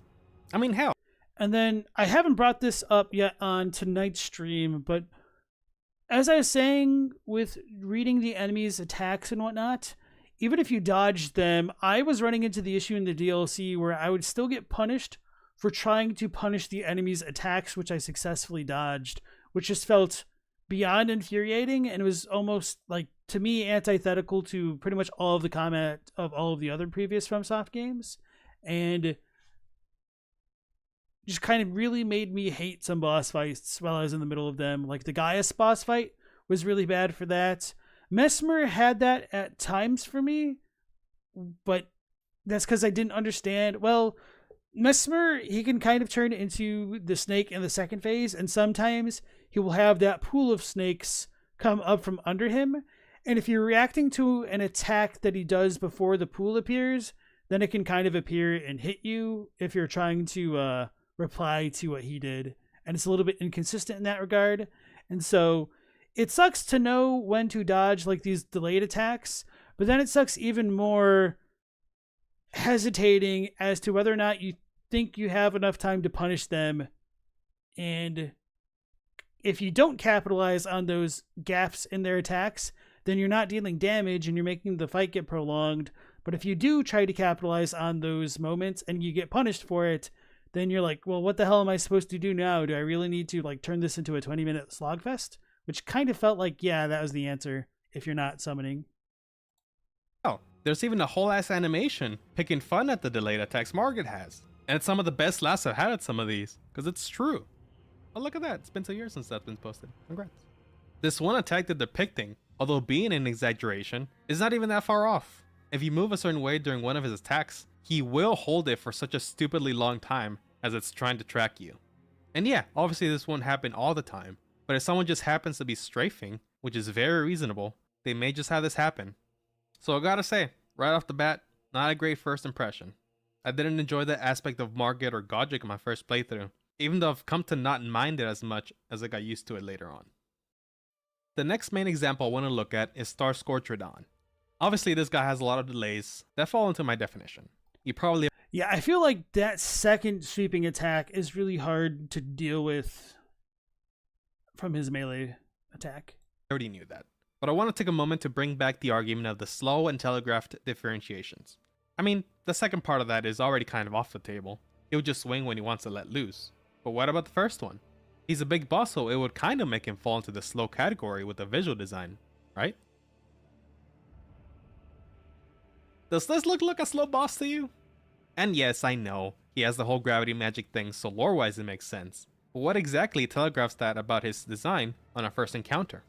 Let's say the only thing you see about Radahn is the festival starting and watching that cutscene about Radahn. There's nothing about it that points that he has power over gravity, and the whole theming of stars don't allude to that either. Like sure, we all know that in the lore of the game, we associate stars and gravity together to some degree, but from a first play perspective, that's not obvious. Stars aren't meteors after all. It is simply interchangeable for people seeing this from a more medieval style of time frame. Now if you do learn about him in the lore, you could find hints to this, and that's great. My argument isn't exactly that it's unfair, just that the slow and telegraphed visual design doesn't quite apply or justify too well with this guy. And to be honest, neither is it with Margit or Godric. They both can be surprisingly agile. The last main boss I want to look at for the base game is Radagon, which is always one that irked me as well. Because not only does he have delayed attacks, he also has very precise dodge timings that you need to do because there's a second layer of delay with the holy magic that comes from some of his strikes hitting the ground. Now yes, you could make the argument that this is a valid way to expand the delayed attack and increase the difficulty, given it's a final boss. And it's in line with what the game has given expectations for so far. And sure, that's true. But the thing that makes it more frustrating, I think, is just how aggressive Radagon is on top of that. Especially when it comes to heal punishing in the later stages of the fight. So just... Honestly, I don't really have too many hard feelings about the Radagon fight, except for like one of his laser attacks, which I could just never personally get the timing down for how to dodge it consistently. And I do think some of the hitboxes for his AoE stuff could have used a little bit of tuning, because it really sucks to get hit by the box that he puts in front of him if you're trying to attack him from behind. Those are like my two biggest complaints about him, but otherwise he's probably one of my favorite Elden Ring bosses, just for the design being different than your typical like sword user. And I just thought it was great to have like a single-handed hammer represented as like a monster to fight essentially. And then Captini really likes it when big does not mean slow. Witcher 2 opening cutscene was super cool at that. Beefcake Witcher with knives. And then Global says Radagon is peak. So yeah, speaking of big doesn't equal slow, I did like that in Dark Souls 1, Gwyn was so fast despite having such a huge weapon, because that kind of, I think, works super well with the way that his character is mythologized in that game. Global is anti-Radagon from a lore point of view, but his fight rules. I really do like his fight, and I feel like it sucked that the Elden Beast had to come on the heels of the Radagon fight. It feels like a panic party trying to recover from being low health to getting back to full. And as I've alluded to before with Pontiff, a lot of times the issue is that bosses in Elden Ring will have an overwhelming amount of both incredibly fast, aggressive attacks and delayed attacks. So oftentimes the only possible way to dodge on the first X amount of attempts is just a panic roll, until you start to recognize and memorize attacks. But on a... And then of course, to play devil's advocate of get good, some of this is also based largely on positioning, where it's typically a lot safer to roll into enemy attacks and kind of behind them, or to strafe them while you roll, which is a little bit unintuitive, and it's really easy to fall into the trap of trying to create space so that way you can heal, but that's just kind of how the games are designed now.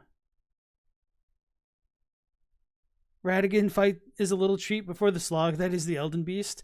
Apparently the Elden Beast fight is probably a lot better now with Torrent. I still haven't done it with Torrent, but I could imagine it would be a lot easier to evade some of those more annoying Elden Ring attacks. Yeah, I agree, James, that having to fight Elden Beast after Radagon just became a bit too frustrating and annoying. A boss like R'hllana, it can take a while to be able to make sense of all the different attack animations, especially when... I really do like a lot of R'hllana's design. There are some small things which annoy me about her, but overall, at least for phase 1, I think it was a really good like hunter style fight, if you know what I mean by that. And then phase 2, I just don't know how to read her fire attacks. And if I did, I'd probably enjoy it a bit better. But so actually, my biggest problems with R'hllana are that she's kind of this weird mix of hyper aggressive and passive that it's really hard to get a read on, and she's just really inconsistent. And my biggest complaint about phase 1 is that she can dead zone you, which is extremely frustrating. So she has a combo attack where you can like block the first one, but then the second one will go off to like your side and it'll like swing and clip your feet essentially. And even if you're blocking, that'll hit you for full damage, which was just irritating because this is like one of my first War of Attrition type fights. When the combos last for a long time. And especially when sometimes they can chain combos in close succession. Since we mentioned R'hllana now. Yeah, so she's kind of like Millennia to me, but if she was a little bit less mobile when you were further away, I think that would have been perfect for like tuning her. And it's just like she has one too many things all going at once to just put her slightly over the edge. And if one part was tuned differently, then I feel like her entire boss fight would have been better. It's time to address the most recent thing. Oh, you can get the moon attack timing down? You had to just use the shield tier to tank one of the hits? Oh, that's interesting. So once I figured out you could jump the moon attacks, I didn't really have too many problems with it, to be honest. I thought they had some pretty forgiving jump timings, to be honest. I just did it like when the moons went all the way in the air, and there was that like gap right before they fell down in which I would jump. That thing took it over the edge. Shadow of the Erdtree DLC. So far, I focused on the main story bosses to talk about for the base game. Mine is Elemer, but there's even more I left out so far, like God-Devouring Serpent, Beast Clergyman, Godfrey. Millennia of course has some, but it's not as egregious. She has her own issues. That's a pretty hefty list of main bosses that have a noteworthy amount of delayed attacks infesting the fight. But now if we look at the DLC, oh boy. Dancing Lion, R'hllana, Piercing Knight, Commander Gaius, Scattered Tree Avatar, Matir, Midra, Bale, the second Radon, sharing problems with Radagon when there's often 2 layers of delayed attacks. Honestly, I almost entirely listed the main boss catalog. The only ones I could exclude in good conscience were Mesmer, because his use was very sparing, and it was one of the best bosses in the DLC, and maybe Romina, which might still have some, but it didn't feel nearly as excessive or abused to me. And it should be noted that she also has a polearm style weapon. Yeah, I think Ramana is probably one of the most fair fights in the DLC, and probably the most tragic because she just feels so woefully undertuned for that section of the game. I think it's gotten so bad that bosses like Midra have become almost entirely a fight of delayed attacks, and almost nothing else. So much so that it's nearly backfired. This mechanic that's used to add some difficulty to reading bosses wrapped back around to making the boss easier, because once you know that nearly every attack will be a delay, it's become predictable, which I think is the big takeaway here.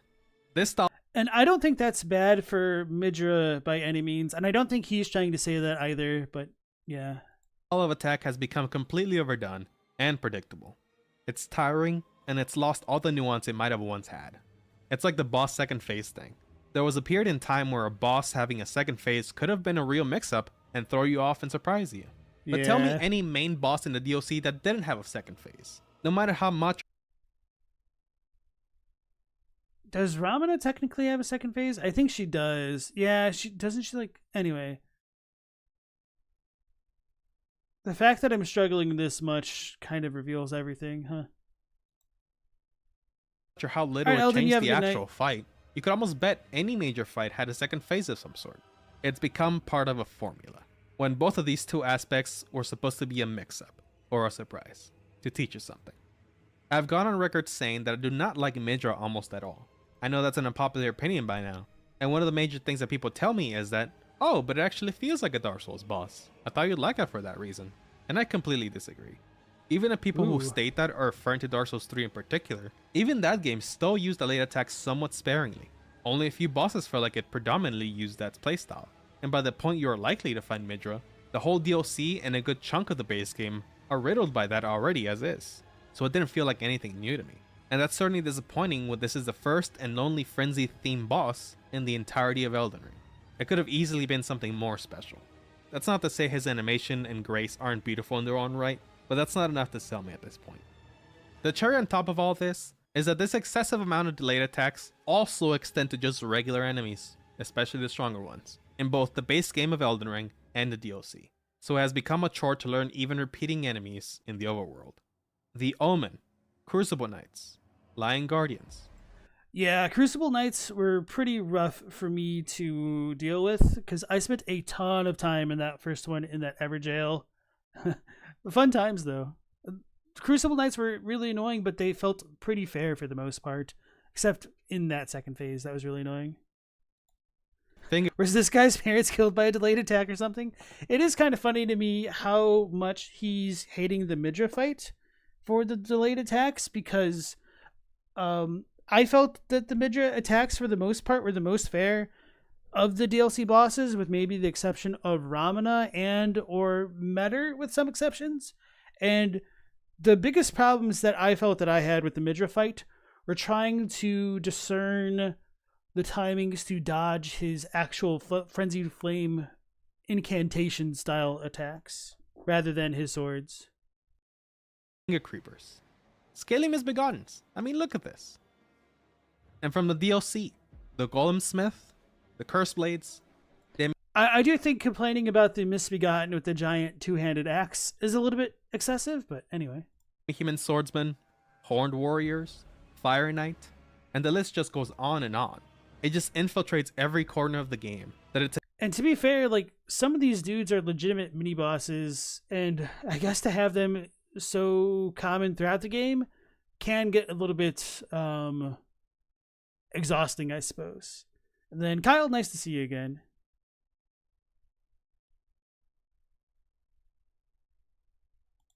It's inevitable to feel like this will only continue to be the case for these styles of games going forward, and that's truly concerning. I think ultimately the problem here is that they clearly do this in an attempt to make the boss fights and such harder, and not as easily cleared in first or few attempts, which I think is a misguided design philosophy. Following this thought process, I don't find much different to how the design philosophy of Dark Souls 2 seemed to assume that the main reason people played their games at the time was that they just wanted a hard game, instead of a challenging but fair experience. On a personal level, I do understand what he's saying with this, and for me, I didn't quite get that same vibe with the Elden Ring hyperscaled bosses, but for me, it just felt like there might not have been enough time to tune them into what I would consider a more proper state. And with that being said, I should also mention, in case anybody for some reason at this point in my streams doesn't know how I like to play the FromSoft games, my preferred playstyle is to play them solo without summons and to play with a melee character, which is obviously a choice, don't get me wrong. And I really don't mind struggling against bosses if I think they're fair and I'm having fun fighting them. And in the DLC, I felt there were an excessive amount of bosses that were not very fun to fight solo in my preferred playstyle. So this isn't to say that they need to change everything, but I think they need to start thinking about new ways to differentiate the way that bosses deal with multiple targets versus single targets, and either focus on things in one specific direction or another. And I know I didn't articulate that super well, but either like stick strictly with the multiplayer type stuff or make it a bit more polished for single player, and I think more people will enjoy the games. Nectarine says, where could they possibly go at this point besides over the top? That's a really good question. I think you can make refinements. Obviously, we do have some more Sekiro-style mechanics that could have been integrated into Elden Ring, but Sekiro and Elden Ring were kind of begun around the same time, so the engine wasn't really there from Sekiro to implement into Elden Ring. So having things like Mikiri counters, tools to accompany like Ashes of War. I think another idea which would be really cool would be having like trick weapons that don't have like your specific skill sets but could just transform, and that could kind of be another thing to go along with that. So another point that would tie into it would be taking things from other games like Lords of the Fallen and Lies of P, with the way that status effects were applied and built up, or having more ranged options included into a base character's kit to begin with, not having such a terrible item economy where it punishes people for mistakes rather than helping them overcome adversity, if you know what I mean with that. And Captini said Sekiro had much more going on with bosses. Yeah, so like Sekiro's bosses, I think, are definitely comparable, if not harder than most of Elden Ring's bosses, but they also felt a bit more fair with the added caveat of if you could deflect with proper timing. I do think that Sekiro was too focused on that one aspect of combat, and that definitely drove players away, but if they had two systems going on in Sekiro where you could either posture break enemies or if you could more reliably get rid of their HP, I think it would have been a much better, more accessible game rather for more players. So anyway, Paisan, nice to see you again. Global says, there's this challenge run YouTuber named Grey Rat who does Madeira every day for the rest of my life, and his favorite list is the total opposite of this YouTuber's. That's funny. And then Hasa Redwine, nice to see you again. Your favorite is Godfrey because he's the most fair boss in the game. I really like Mohg. He might be my favorite. I don't know if I'd call him the most fair. I do think some of his AoE on his blood flame attacks is a little bit excessive, but I don't know. He had a really good mix-up to me of fast and slow movements, as well as like a surprising amount of range that made it a bit more fun to fight him than I would have initially expected. I was a little bit frustrated my first time playing, just because it was more of a me issue, not expecting the absolute range in which he could hit me from. But once I like figured it out, I was like, okay, this boss actually kind of slaps. And then Paisan never got into Sekiro because one of the big draws of Souls is build variety and being able to make every playthrough different. Yeah, I only played Sekiro twice, and I didn't really have too much desire to play it over and over again because of that thing. And honestly, Sekiro gives you like the best prosthetic tool like way too early with the firecrackers, where if you have that, you can pretty much just beat every boss and not need anything else. Look for in a boss fight is a fair challenge, a unique experience, and or a fun fight in general. And the abundance of delayed attacks as of late certainly don't meet the last two. And maybe for some, arguably the first one either. But I wouldn't go as far as to say that it's outright unfair most of the time. Just repetitive and mundane at this point. That's not to say you can't like them or enjoy them, but you have to admit that it's being way overdone in this game. I'd be much more tolerant to them if they were more selective with which and how many delayed attacks they gave each boss. As it stands now, it's starting to become the norm, and it's becoming old, fast. Admittedly, my preferred playstyle is an aggressive one, so it doesn't allow me to be aggressive in the way I like to on early encounters, until I learn the moveset of the boss properly. But that in itself isn't unique or special. That'll be the case for any boss, delayed attack or not. The delays on their own don't make a boss fight interesting, just more tedious to learn in my opinion. But if you recall me mentioning nipping things in the bud, I think that's something a lot of fans need to realize. No matter how much you like a game, it can, and likely does, have flaws. You can ignore the flaws if you wish, but if they're not called out or addressed, it's very possible that they only worsen as time goes on. It certainly strayed really far from how the original games designed it, and I would dare to say that if something was done one way on the original design philosophy, there probably was a good reason for it, and it might have been lost by now. But I certainly don't like this toxic mentality that likely newer fans to something always seem to have. That criticizing something just means you don't like something, or you have an agenda from or towards it, or that it's just not for you and you should hold your tongue on it. I feel like most of us in this space probably have and will learn this lesson eventually at the very least, but you can criticize something you love. I'm certain a lot of us do because we love the FromSoft games and want them to do better. But the more the games sell, the more they can neglect issues if people just mindlessly consume it without putting any critical thinking into it. Well, damn, that last statement. So I think Birdo kind of did himself a disservice by focusing so much on the Midra aspect, because now obviously our opinions differ on this, but because I think Midra is so much fairer than many of these other bosses in both the base game and the DLC, it's going to make people hyper focus on that than his overall statement, in that he doesn't seem to particularly enjoy the delayed attacks, but when they're kind of consistent with a boss's visual design like Midra, people are going to think that he's over complaining or focusing on the wrong things by using this as like the primary visual to accompany his points here. And I don't necessarily blame him because he feels this way. And I think in many ways there's a lot of parallels between the way that people would look at this versus the way they looked at my gameplay review of Shadow of the Erdtree when I told them that I didn't use blessings. They're like, oh, why would you do that? Oh, don't use the tools that the game gives you. But they're just kind of like missing the forest for the trees, essentially, and not really looking at what I was saying. So, Corn appreciated this guy's thorough 1.0 playthrough of the base game, but he's super negative in your opinion. Understandable. And welcome back to the stream, my man. Bitter Birdo. Paisan already disagrees with this guy.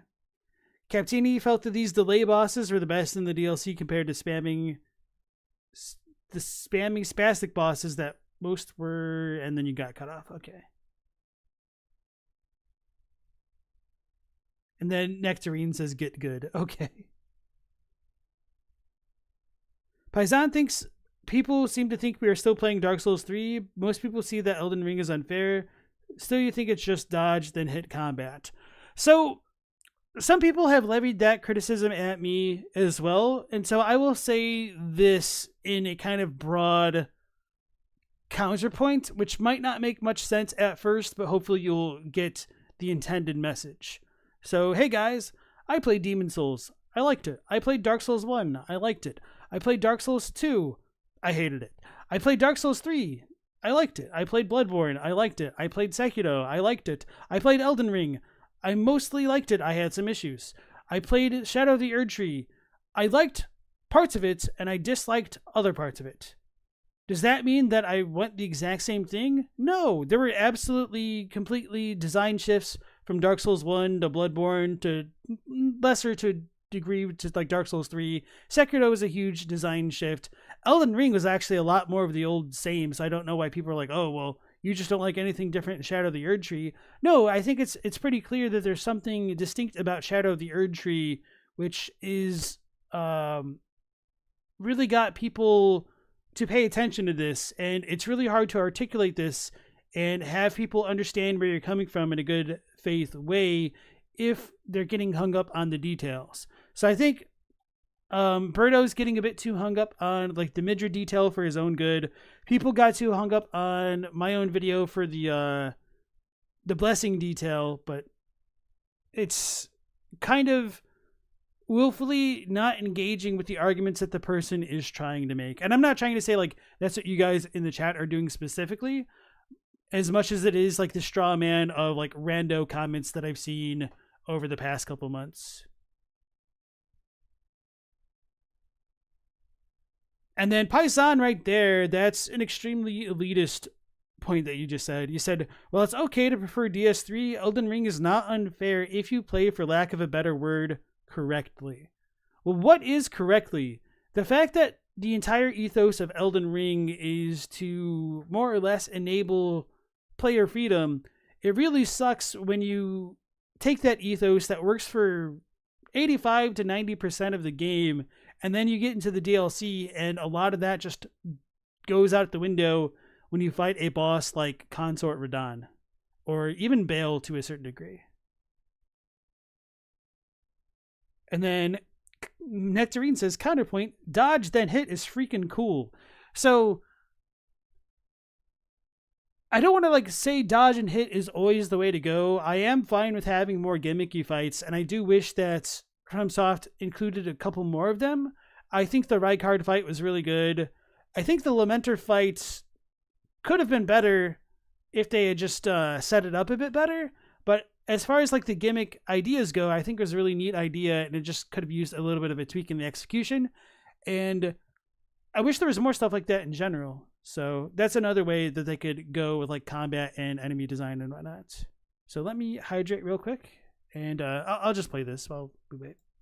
I've already put in my 2 cents that I might be holding off on the next FromSoft game in this style, unless I see it improving when seeing actual gameplay. But I wish I didn't feel like I was put in that spot. All right, so I didn't play the Armored Core game, so I can't really talk about that as far as the design goes. And to be honest, I mean, Armored Core is kind of interesting to me. I do like the whole mecha type genre to a decent degree, but it also just looked really complicated. And I was like, oh man, I don't want to have to spend hours figuring this out. So that's kind of like one of the reasons why I didn't get into Armored Core 6. And I never really heard of the previous Armored Core games before learning more about FromSoft in general. So anyway. Paisan just didn't have a better word for what you mean. You think correctly just means understanding how to deal with the bosses in this game. Elden Ring expects you to be very mindful of positioning and timing rather than one or the other. It expects you to take advantage of the stance system. Well, that is... I understand what you're trying to say, but my counterpoint is that Elden Ring kind of does a terrible job at making those systems accessible and known to the player. Imagine for a moment you are playing Elden Ring as your very first FromSoft game for the very first time, and you might go through the, Cave of Wonders essentially and do that tutorial and fight the Soldier of God, and maybe you get a stance break off. But how many new players do you see going for stance breaks immediately, or anybody who hasn't played Sekiro going for those stance posture breaks when there's no indicators for it? And whenever they do happen, they might feel a bit inconsistent because there's no bar to represent what's going on with that their enemy stance recovers gradually over time. I'm sure people tried to be aggressive and then they thought that they did the requisite number of hits, and if they got the next hit in after a little bit of a break, they should get the stance break, and then they just got punished instead and were probably very frustrated by that system. So to say that people need to play correctly isn't entirely wrong. They do need to understand Elden Ring, but a lot of the problems with Elden Ring is that it's also very inconsistent with how these bosses are designed, I guess would be one relatively not great way of saying it. So, for example, I think the approach that one needs to take versus a boss like Midra and Bale are two completely different things, even though they're both kind of bosses. And that's also very different from how one could approach a boss like, what's his face, the demi-human Onze? Or, what was the other demi-human? The little Yoda guy. So, if you have a colossal weapon, you don't even need to learn the mechanics of that fight if you just jump and hit the dude, because he'll get stun locked. So, is that the correct way to play the game? Maybe. I mean, it is a way to play the game and you'll get good, or you'll just kind of break the game in the attempt. So, I don't really know the overall point that I'm making with that, other than I think they need to do a better job telegraphing a lot of the boss attacks and differentiating them, and also making it a little bit clearer when players have the opportunities to respond to boss attacks, and or give players more tools to create more openings for boss attacks if they're not simply just using a parry shield or weapon like that.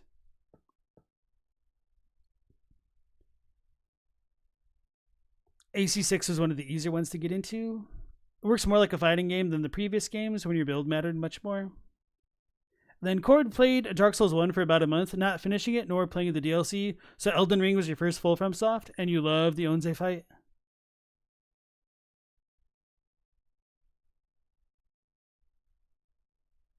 Alright, so let's go ahead and finish out the video. Alright, that's all for the video. I don't know how common of complaint this is overall. I do know some people agree that this is definitely getting, at the very least, overdone. Whether they think it's a bad design flaw or not, I guess it's up to them individually. But it's something I've noticed to some degree as early as Dark Souls 3, but definitely by Elden Ring. Anyway, I teased that the next video had to do with big visual boss designs, and that's because we're going to be talking about the camera bosses, so to speak. The bosses that really just mess with your camera as you're fighting them. At least that's the main topic of the video. It'll be similar to this one in that we discuss how it's been done right in the past and how it's started to become a little bit of an issue here and there. So that should be next video, almost entirely sure about that. After that, I'll probably also talk about the hidden health bars issue, if you can call it that for some people. Even though it's a topic I've been wanting to talk for a long time, it's not necessarily as pressing because it's not a big focus on the DLC or even Elden Ring. It was kind of rare, which we'll get to, of course, in that video. But it is something I've been wanting to talk for a long time. So yeah, that'll be my projected plan for the next couple weeks. But if you want to see any of the coming up videos, do consider subscribing. I have had some other critiques of both the DLC and the base game with some specific topics. You can see those now. Thank you to the members who are currently supporting the channel. I appreciate you. And yeah, for anyone new or returning to my channel, thank you for watching. I hope to see you again. So see you in the next one. Bye-bye. So yeah, actually going back into more ways to deal with combat, and welcome into the stream, Natural Phenomenon. Maybe your username checks out. Maybe you're a god, but the only boss that felt horrible to fight for you was Gaius. I do think that Gaius might be one of the bosses that's the most over the top, and he's definitely overshadowed by Radahn for obvious reasons. But I'll get back to that point. So, as I was mentioning before with like different ways to deal with combat, I think Elden Ring did a great thing by introducing the deflecting tier, and one of the travesties about having a new system like that, well, pseudo new system like that integrated into the game, is that it's on a limited timer when you're fighting bosses, which can take, 10 minutes if you're trying to learn and play passively to deal with them. So the deflecting tier, I think, was one of the more brilliant things that they brought into Elden Ring, kind of like from Sekiro. If they give us options to do things like Mikiri counters or deflect enemy attacks with our weapons, which they kind of gave us, but not fully, that would be another way to make combat a bit more engaging, perhaps, for like single players. And there could be a bit more fun in interacting with the enemy boss attacks other than just spamming roll. There could be a bit more to it. And of course, there's always like the jump attacks and whatnot. And I really wish I had the Goomba Stomp again, but that's kind of beyond this topic right now. So, as Natural said, the only boss that felt horrible to fight for them was Gaius. And I do want to reiterate that I don't think that all of the bosses were extremely over the top. It was just like one or two or potentially three small things which when combined together became more of a problem than any one thing individually. And for the most part, I thought the bosses were okay. And the ones that really took the cake in making me enjoy them a lot less more than I could have were Radahn, Gaius, and Mesmer. But that's just because for me and Mesmer, it took me way too long to know that I needed to dodge twice in succession to avoid like his one slash and dash attack. I thought it was literally unavoidable for an embarrassing amount of time because I was trying to do everything to mitigate it other than just pressing circle twice apparently. So anyway, I do think Mesmer has some legibility issues, especially in the second phase, but overall I'm not that big of a fan of the Mesmer fights. I kind of dislike it, to be honest, but I know a lot of people do like it. But yeah, Gaius, I think, has like the cardinal problems of being extremely quick / mobile and can hit you from extremely far away. He hits extremely hard, and it's really hard to read his attacks. And not only is it hard to read his attacks, but his punishment windows are extremely short. And if you hesitate at punishing some of his moves, he will punish you for that hesitation, Ashina Ishin style. The frontal hitbox on the charge was brutal. Yeah, it really was.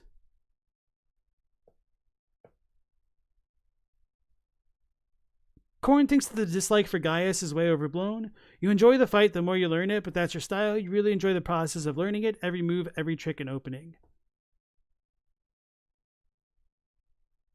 Yeah, I'm just going to stick to my guns and say that Gaius is also one of those bosses where if they tuned one or two things, he'd be a lot more manageable.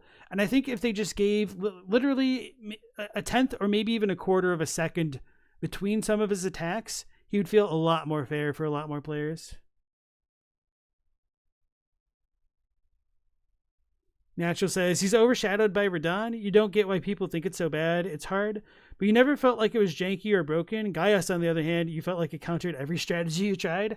I don't know which strategies you tried, but for Radahn, he does have moves which legitimately ignore the iframes with his cross slash. And as Birdo was saying, he does have some delayed moves. And the thing about the delays on his moves aren't just from like his sword swings, but the extra AoE brought on by the aura attacks, the holy attacks. And beyond that, Radahn has a lot of visual issues in that he is more or less an epileptic's nightmare. And it really sucks to have an EDM show go off in your home at like 1 a.m. if you're just trying to beat the game for the first time.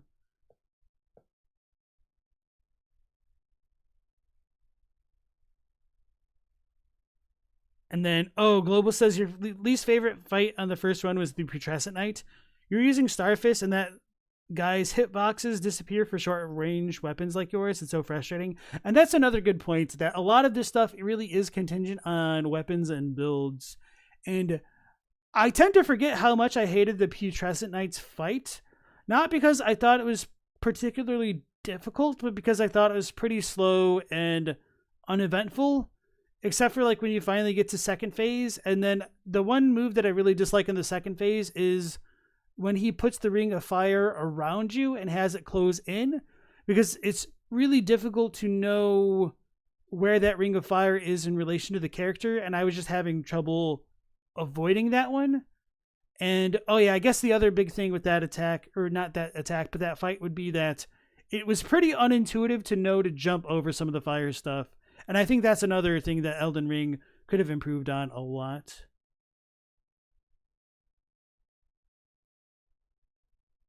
Corin says, some of my points are just factually wrong, though. If you watch a level 1 or no damage fight, there are massive punish windows, fun ways to walk around as attacks, etc. Are you talking about Gaius or Radahn?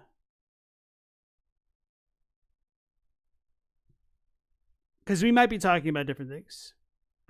And then Natural says, everyone talks about that undodgeable move of Radahn. You had no such experience. Oh, so for Gaius? No, I think what I'm saying with Gaius is that you can certainly no-hit him, and his attacks are all dodgeable to an extent. But what I'm saying is I didn't have fun fighting him because of the issues of trying to read some of his attacks and how few punishment windows there were for me as a heavy sword user or colossal sword user.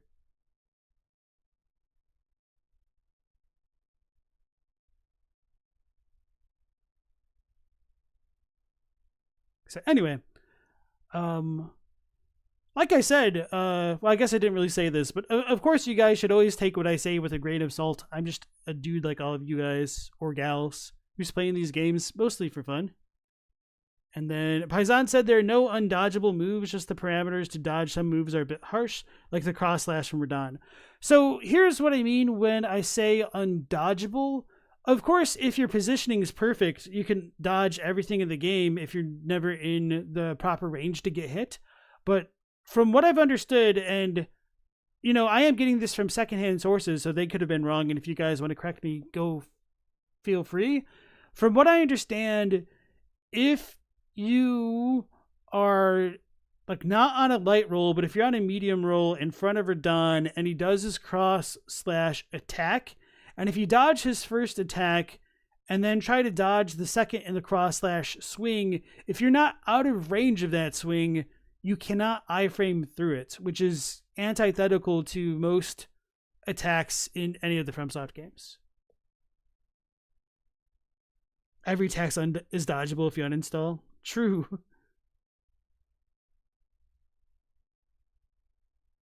Yeah, no issue dodging Radahn or Meta, only Gaius.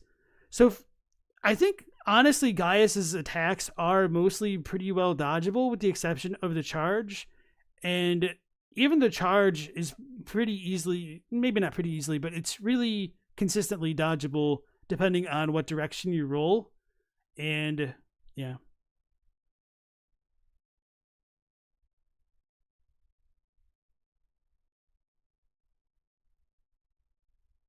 The big laser for Meta.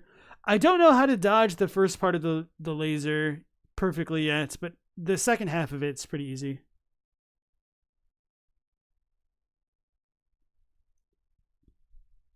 The only way to guarantee dodging that attack every time is sticking to Radahn's right hip and your left side. And from what I've heard, isn't it kind of only dodgeable if you have Blindside as your Ash of War? And I'm saying like dodgeable, you know, relatively speaking. You could also block it with something like Golden Vow, I think, or, you know, the mutable thing that makes you completely immune. But the cross slash is definitely a roll catch, but once you figured out how to dodge it, it was a solved equation. Right. And so, like, my point is, of course you can outposition some enemies, but it shouldn't be that you need to go to that extreme to deal with one particular move. That move should be consistent with all of the other moves, which are kind of like it. And I think that is more of the issue than anything else. So what would be another good example of a move which you just kind of move out of the way of that's really problematic to dodge? I don't know. You just have to be at the right angle on his right side, even with medium roll. Well, that's my point. You have to be at the right angle rather than just being able to rely on the iframes of your dodge. Like, I think your argument doesn't really work as well as you think it does. Yeah, Paisan says the problem is it's only dodgeable with perfect positioning, and Radahn has a lot of attacks that force you out of the correct position. Well, not only that, I mean, the whole argument is contingent on is this attack undodgeable with iframes? And my answer is yes. You're saying that positioning is necessary, but that's completely ignoring the fact that I'm not worried about positioning, because if you're out of a range of an attack, you're always going to not get hit by it, which is, dodging plays a role in that, but my point is the iframes of the dodge. You think they tuned that move and many others of the Radahn fight? It definitely seems like you're arguing the opposite.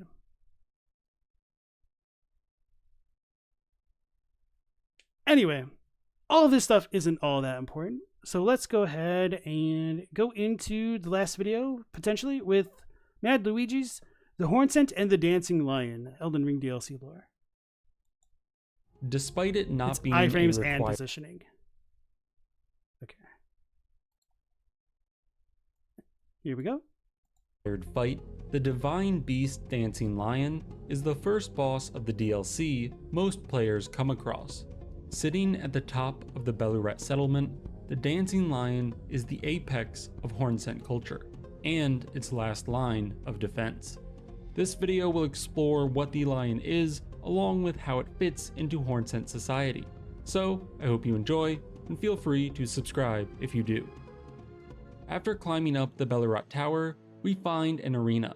As we enter, we hear the voice of Hornsent Grandem saying, O horn-decked beast from higher sphere delivered, take root inside the tower's sculpted keepers, and perched within, we beg of thee, rise. Hey y'all, we got a video that actually has the captions correct for once. This is wild. Dance and kavod, cleanse all that thou wilt. Cruelty, woe, and those who plague the tower. Cleanse away the strumpet's vile progeny. This dialogue is confusing at first, especially since most people hear it before they have a good sense of the lore, only having gone through one dungeon. Believe me, I did not pick up on these specifics during my first playthrough. The easiest thing to do is to start with the first line. Grandem calls on the horn-decked beast from a higher sphere to take root within the tower's sculpted keepers. She is calling on a beast blessed with many horns. Horns, we know, are an evolutionary gift from the Crucible, at least the Hornsent view it that way, and a symbol of spirituality in Hornsent culture. This beast is from a higher sphere, which I take to be a reference to it being divine.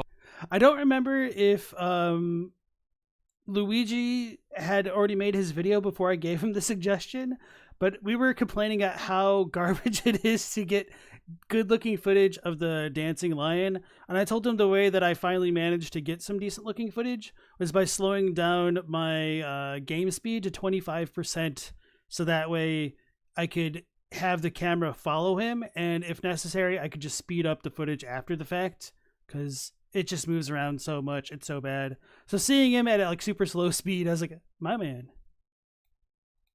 Divine from the heavens. We even learn in the Enraged Divine Beast talisman that they are messengers of the heavens. In ancient cosmology, the heavens and celestial bodies were talked about as spheres. So here, a divine messenger is invoked to come down from a higher sphere and inhabit to Hornsent under the lion costume.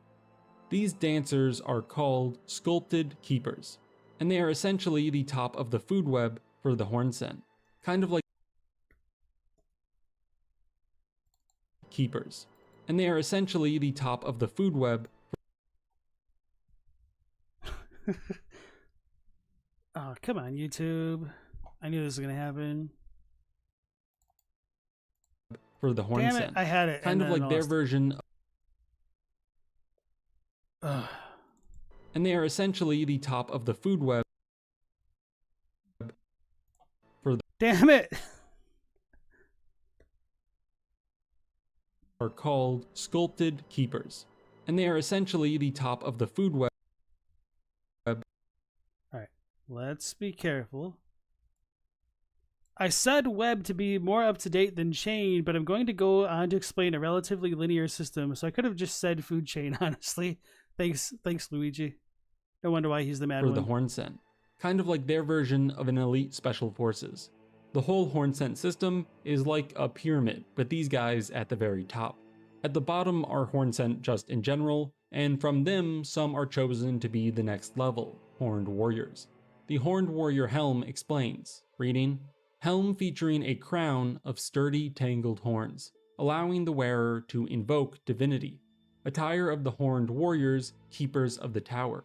Divine invocation bolsters the strength of the wearer, but causes the blessing of the Erdtree to become nauseating, reducing the restorative effect of drinking from a flask of sacred tears.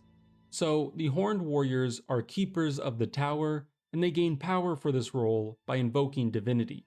Interestingly, this divinity is at odds with the Erdtree, and any item that invokes it, like this or other Hornsent masks, inhibits the Erdtree's power, like is found in our flasks.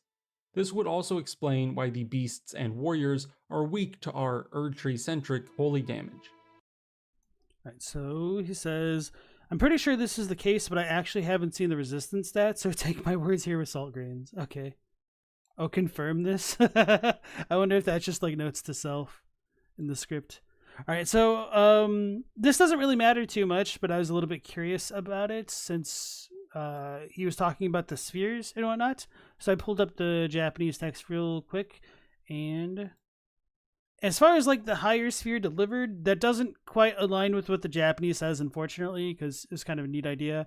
So rather than just like horn deck beast from higher sphere delivered, it's Suno no Kemono yo Seiju yo, which is just like horned beast, holy beast, horned beast, holy beast. And then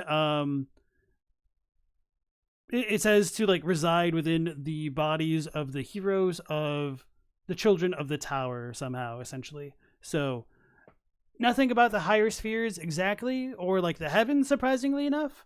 So despite all that, I do think it's a pretty nifty localization and is not something I have too many issues with, mostly because I don't really see this contradicting anything else in the lore. So maybe that's a little bit hypocritical of me at times, but oh well, such is man, I suppose. All right, Captini, you have a good night if you're still around, and take care. Or day, wherever you are. Hilko says, damn it, you were just about to make a 2-hour lore post about spheres. Can't tell if sarcastic, but, you know, get wrecked. Jan says the Japanese version's pretty lame. And then Globe says, unrelated, but an update to something you mentioned on a previous night. The ratio of hosts who died a putrescent night before you land to join the fight is literally greater than those who survive. That sucks, man. But the Horned Warriors are just the first level. The Divine Beast Helm tells us about the next step up. A helm of tangled horn attached to a Divine Beast mask, allowing the wearer to invoke divinity. Worn by Divine Beast Warriors, the chosen of the Horned Warriors. So from the pool of the Horned Warriors, the Divine Beast Warriors are then chosen. With the name, we're getting closer to the boss. Though funnily enough, we can only find Divine Beast Warriors past the tower settlement up in and near Elim. I feel like this lion guy may have killed me more than the Divine Dancing Beast Lion boss. At least the first one. And he definitely killed me more than Ramana, I can confirm. Actually, no, it wasn't this one. It was the other dude. The very first one of these in Anir Lim. Before the two Spira bastards.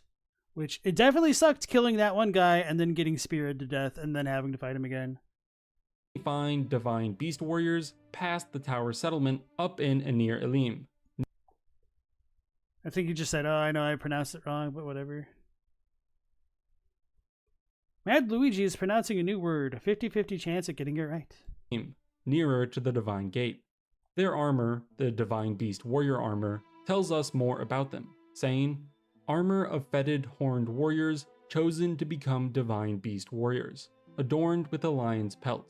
Among the Divine Beast Warriors, only those who truly excel at divine invocation become sculpted keepers. and are granted the honor of the Lion Dance.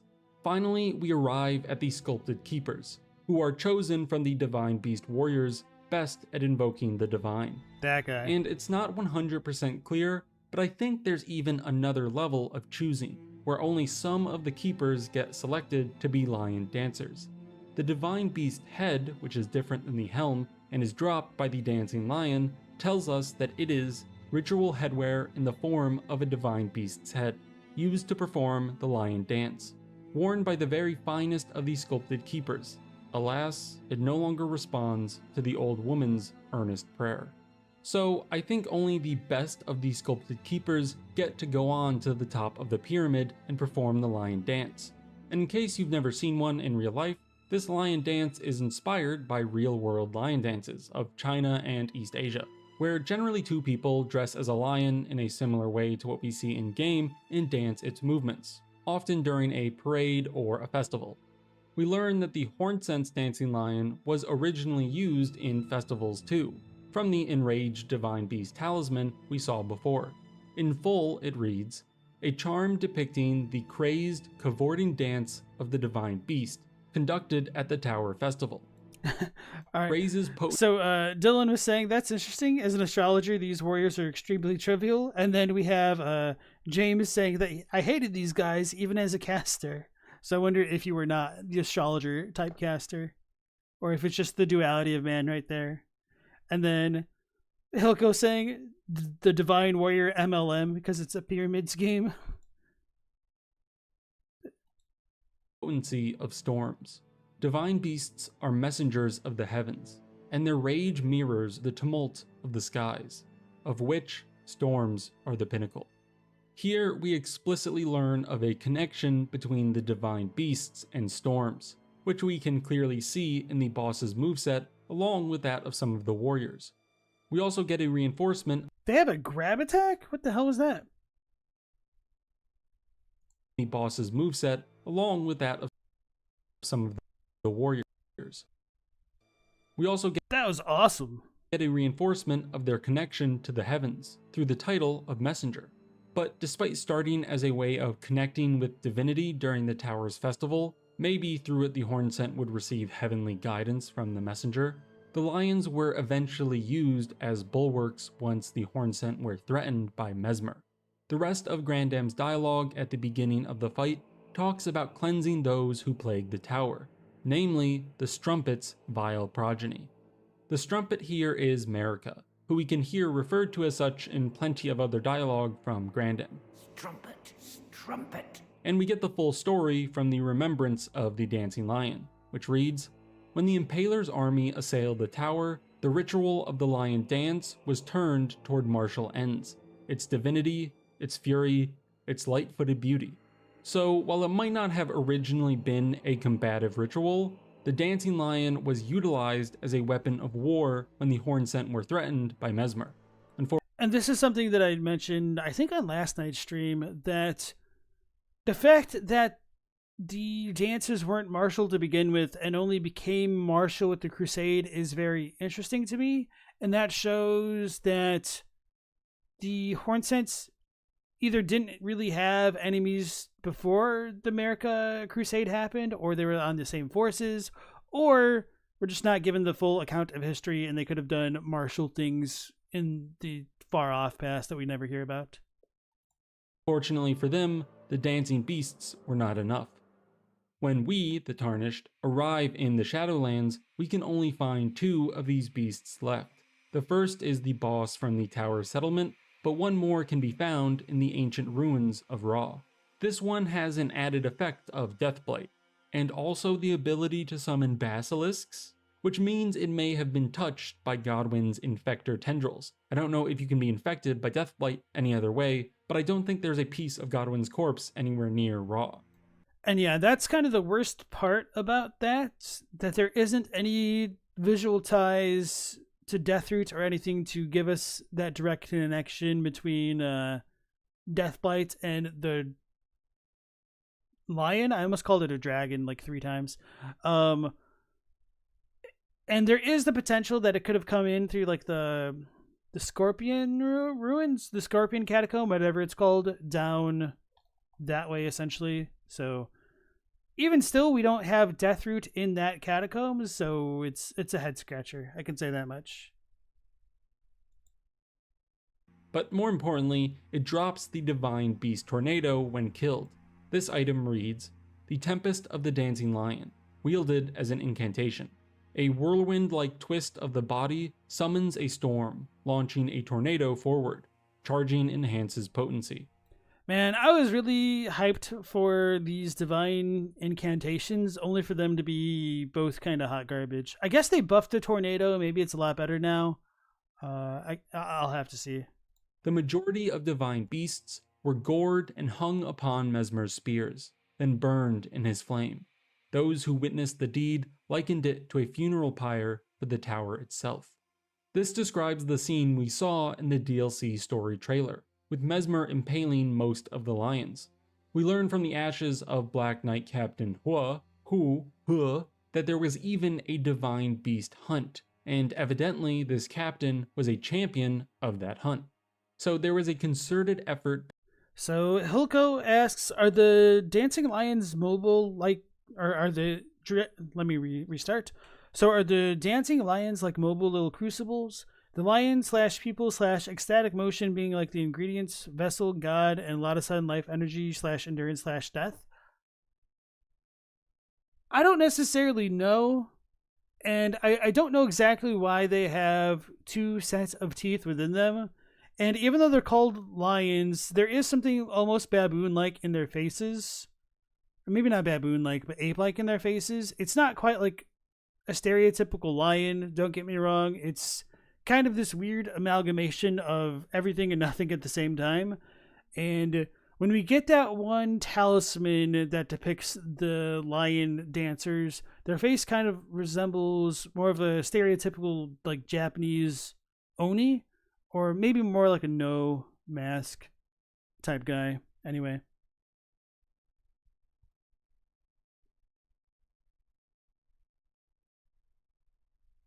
The misbegotten face, that's all it makes you think of?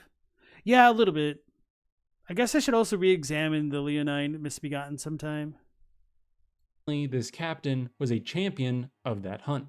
So there was a concerted effort by Mesmer and his forces to snuff out the lions. Likely because they, being the strongest warriors, posed the largest military threat to the Erdtree forces. It is believable that Hornsent Grandam could be one of the ones who witnessed this massacre, this funeral pyre for the tower, and that would explain most of her dialogue we can get when wearing the Divine Beast head.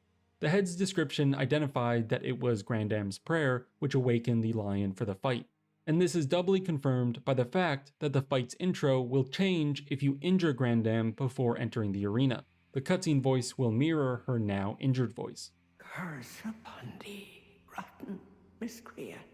O horn-decked beast, from higher sphere delivered. O horn-decked beast, from higher sphere delivered. But beyond this, by wearing the head, Grandam will mistake us for a sculpted keeper, and she will talk at length about us as the divine weapon of the Hornsent, about how we need to exterminate Mesmer, the cause of the Hornsent suffering. She even makes us scorpion stew to aid in our battles. We learned in my video about Marika's backstory why Mesmer launched the crusade against the Hornsent. They had tortured his mother's people, and maybe her, and stuffed them into jars. After his crusade of fire and retribution, we see the cycle endlessly continue with the Hornsent NPC and Grandam. Both are dead set on the destruction of Mesmer and all of Marika's progeny. As Tarnished, we do end up killing Mesmer regardless of Grandam's request, and if we talk to her while wearing the head, this will end her quest. As an immensely old lady, this prompts her to finally rest. But for the younger Hornsent, his bloodlust only grows after Mesmer's demise. Vengeance for the flames. My blade I wield. Eventually, he follows the fate of the last 2 divine beasts, and thus, all of the Hornsent's mightiest warriors are met with death. Unless you don't kill Mesmer with him and he helps Leda again. We are never given very clear details on what kind of divinity the Hornsent connect with. As we can see through their warrior class, They are extremely devoted to spirituality and trying to connect with the divine, with each successive tier of warrior being chosen for having better ability at connecting with the divine. And that's one of the weirder things to me, because we do have the tutelary deities and the curse blades attempting to become them, which makes it seem like that should have been the goal of more people in the Hornsent civilization. But they also seem to just be praying to this random thing at different locations, which I don't really know what to make of, because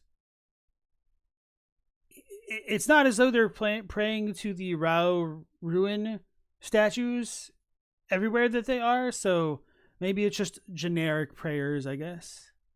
Even saw this in the motivations for the Hornsent treatment of the shamans. But it's hard to get a clear picture of what kind of god or divine entity they aimed at, beyond just the Crucible, which is the original form of the Erdtree that also blessed the Hornsent with their horns and is a big aspect of a lot of their incantations and religious practices. Maybe all they cared for was the Crucible, growing closer with it and creating some sort of god of the Crucible through their divine gate. Maybe they viewed the lion as a messenger from the Crucible, seen as how it was rife with horns. But I don't know if I would view the Crucible as a kind of heaven or heavenly plane, so I don't know how this jives with viewing the Hornsent as directed towards the heaven or the Crucible, that being the same thing, or the heavenly beings that the Hornsent strive for being something completely different. Whatever. And of course, we have that vexing description with Siluria's tree stating that the Crucible was tree-shaped. Like this, perhaps? Whatever that divinity was, their entire culture centered on this striving for it. It was both their last line of defense against the crusade that ended them and the primary cause of that crusade. The blind intensity of their reaching for divinity is what spawned the fiery crusader who destroyed them. There are actually a few more aspects to Hornsent warrior culture that I haven't mentioned yet who don't neatly fit into the pyramid that I want to talk about here. First, there are the divine bird, not beast, warriors, who are actually the first form of horned warriors. The ashes of the divine bird warrior Ornis tell us that this is the spirit of the divine bird warrior from whom the horned warriors claim descent, clad in golden armor and granted wings and feathers by divine invocation. Ornis succeeding in taming the divine bird, feathers by divine invocation. Ornis succeeding. Oof, messed that up. Man, not my day. Wait, what did he mess up? In taming the divine bird, and made its wings his own as he soared through the sky. I didn't even notice. When he finally fell to earth, he lived on as the guardian deity of the temple quarter. So the horned warriors claim descent from one specific bird warrior, who tamed a specific divine bird. So it sounds like there could be real, tangible divine animals beyond just some divine beast inhabiting the lion dance, but the creature still being made of two Hornsent. Maybe this divine bird and bird warriors could have connection to the twin bird and its possible outer god of death, who I mentioned in my Outer Gods video.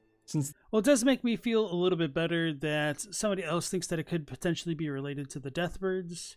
And I do think that there is a strong connection between the Hornsent civilization and the Deathbirds through the Gravebirds, which are modeled on the Deathbirds. I have wondered, obviously, whether or not the Divine Bird was based off of what bird this could have been before it died, if it was a real creature, but I don't know. It just seems a little bit too out there for me to fully support, even though I really like the idea. The Shadowlands are a land of death, right? A topic for another video. Another set of outsiders to the pyramid are the Curse Blades. The Curse Blades are the Hornsent enemies who like dancing around a lot. Their weapon, the Curse Blades Cirque, reveals that they were once ascetics who drove to become tutelary deities as a ritualistic object in their self-flagellating dances. From the ashes of Curseblade Mira, we learn that these ascetics who failed to become tutelary deities were a scourge for those who attempted to invade the Hornsent homeland. But long ago, before the land was overshadowed by invasion, this scourge was shunned, and the Curseblades were imprisoned. So the Curseblades, as strong warriors, were a thorn in Mesmer's side during his crusade. And that reminds me, I wanted to double check that terminology used for overshadowed, because It seems almost like a pun or a play on words here. No, so that is kind of exactly what the Japanese says, in a way. So, in the time when there was no shadow of invasion in the land. Invasion. And that invasion is... So, this must just be like a metaphor, I think. Well, so I'm being a little bit dismissive here, so I may as well like run through my train of thought in case you guys are interested in that. So, in the time without the shadow of invasion in the land long ago. So we're told that invasion in other descriptions is Mesmer's forces more or less conducting their crusade on the Hornsent. And when they did that, what did they do? They fell in love with an ear limb? What was the thing? Let me look up invaders.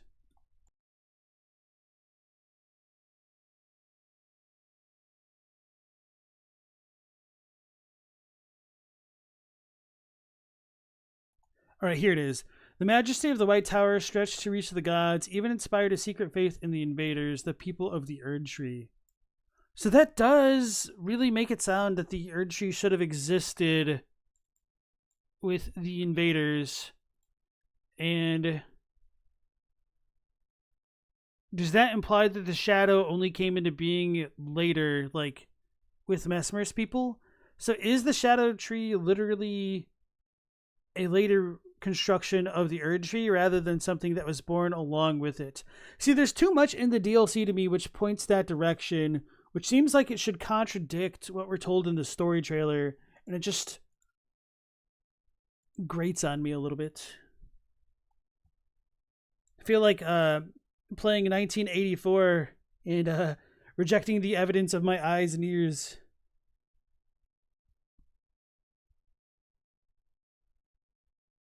And then Hilko says, is there any agreed upon explanation of the way the spines seem to get so weird? Like they can't carry the enlightenment in their head or something? The spines of the Hornsent in general? So what did I notice on a stream the other night about the spines? I wondered if it was like a Mother of Truth type connection, because we do get that appearing on the blood fiends as well as kind of like the manflies. You'd say a lot of creatures. I guess I would need to double check some other creatures if they have like messed up spines like the Hornsent. Some Shadow Hornsent use Ghost Flame. What do you mean by Shadow Hornsent? Do you mean the Curse Blades? Because I wouldn't necessarily think that this is Ghost Flame despite everything. I mean, sure, certainly that is, so maybe you got me there. So many of them have what look like pretty malformed spines, and they're often kind of aggressive and retrograding. You like devolving, I suppose. They just have gamer posture. The more bent, the more enlightened, maybe. So there's definitely something going on with the spines of the Hornsent. Their abdomens are also very interesting, like the way that they're like, they almost look like a tent. So I saw it in something recently, but I'm drawing a blank right now, and that really sucks. Sorry, my man. It's a little bit late in the stream, I suppose. Just like they are to us Tarnished. But before that, they were shunned and imprisoned by the Hornsent themselves. The Curse Blades were also trying to reach a form of divinity by becoming protector deities, but they failed, and perhaps that is why the rest of the Hornsent ostracized them. Either that, or they don't like their style of self-flagellating dances. Oh yeah, I think I finished my point, but maybe I didn't. So, just to reiterate, and I apologize for being a little bit redundant. Oh no, this is not the other one. Invasion? Overshadowed.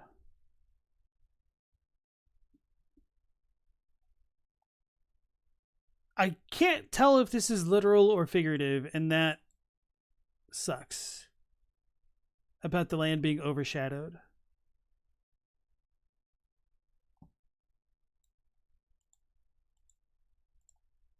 From the dancing lion to the simple horned warriors, Hornsent society was always pointed towards divinity, which we can see. Oh, I know what you're talking about, Jan. Yeah, so...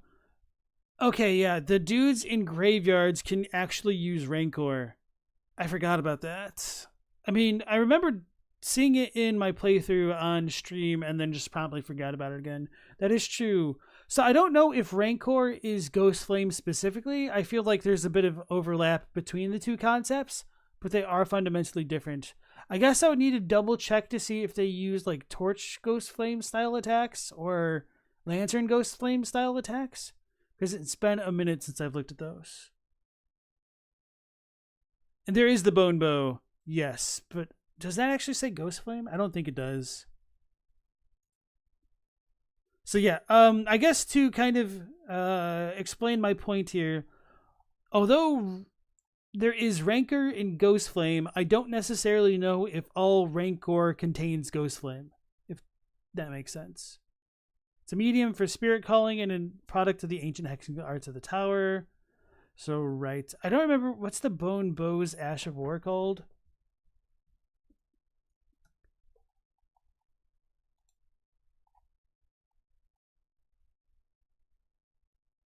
Rancor shot. Okay, so this is Rancor. And they chase things.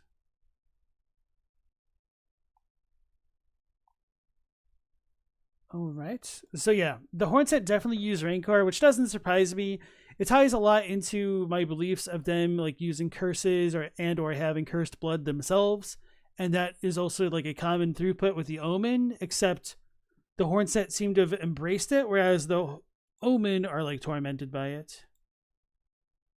Yeah, that's a weapon that you pick up in Belurot itself, in the room with the gigantic spiders at like the top left before you go fight the dancing lion. It's next to the room with the hidden cross of Mikola that talks about abandoning his arm, where you pick up the bouquet Of self-flagellating dances. From the dancing lion to the simple horned warriors, Hornsent society was always pointed towards divinity, which we can see a tangible culmination of in the Divine Gate, a structure that can create gods. Unfortunately for the Hornsent, they don't seem to have been able to create a god of the Crucible, or even one that was on their side that survived for long enough to lead them or help them. At the end, all that is left is the Tarnished, to study the remains of their slaughtered culture. Fortunately, studying the remains of any and all killed by the Tarnished is precisely what we do on this channel, so subscribe to stick around if you want to join in more explorations, and you can even join the Patreon to support them. Thank you to my patrons who do support, and thank you viewer for watching the video. I know that guy. I hope you enjoyed. Oh yeah, so that was a great video by Mad Luigi, so let's go ahead and give him some support. All right, so that's actually more or less where we normally end the stream, or well, the set on ending point. So, this one's short enough that I'm just gonna go for it anyway. It's by Zoli, so it's just gonna be text on screen. All right. For the most part, gender has little impact on gameplay in the Soul series, usually affecting only dialogue and visuals. And hey, Night Scott, nice to see you again.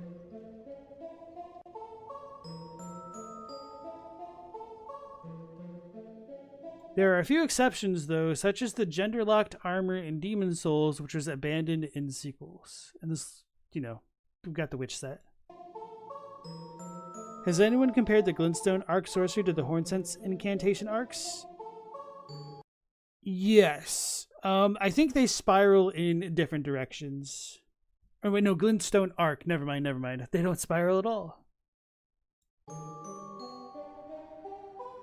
One notable example exists in Dark Souls 2 with 3 related armor sets, the Ivory King set and both voice variants.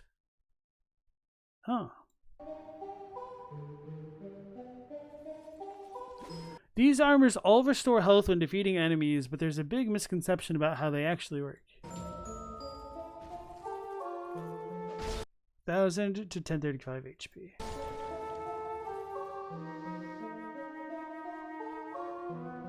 According to the wikis, whether you gain health is dependent on both your gender and the enemies, but that's incorrect.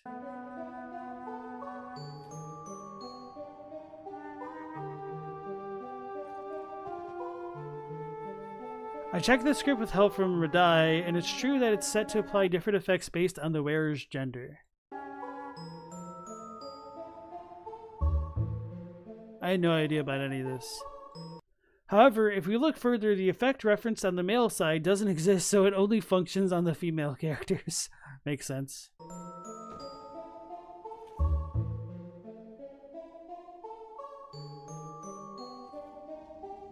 And this effect doesn't ever reference the enemy's gender either. It's just a flat health bonus for defeating any enemy.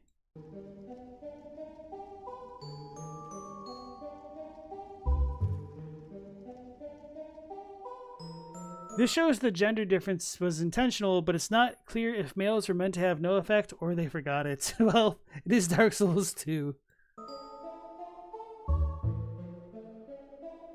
I didn't realize the silvery ones were supposed to be female, though. Interestingly, though, the armor only granting the bonus to female wearers has led to some speculation about its owners.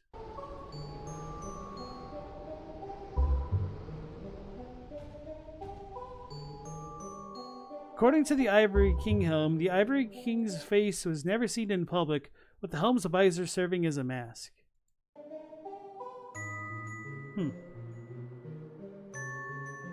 Is this gonna fuel the Ivory King? It makes more sense as Izalith than it does the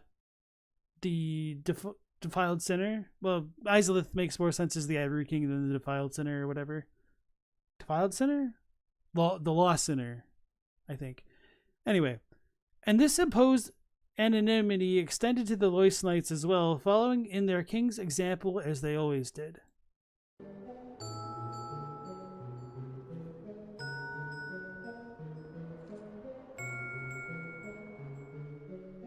Naturally, this has caused some to question if the Ivory King may have been female, but chose to hide it for some reason. Amusingly, if the health gain based on the enemy's gender actually existed, it might have been able to settle that debate.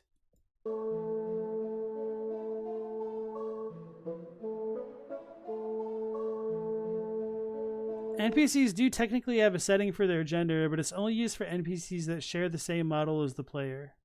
Okay, I was like wondering what would happen if you fought like the Demon of Song and found out the frog's gender. You wonder if the effect exists on earlier patches? That's a good question. Maybe a patch removed it by mistake? NPCs do technically have a setting for their gender. Oh, I read that one. So with no real way to verify or disprove it, any speculation about the Ivory King's appearance must remain unresolved.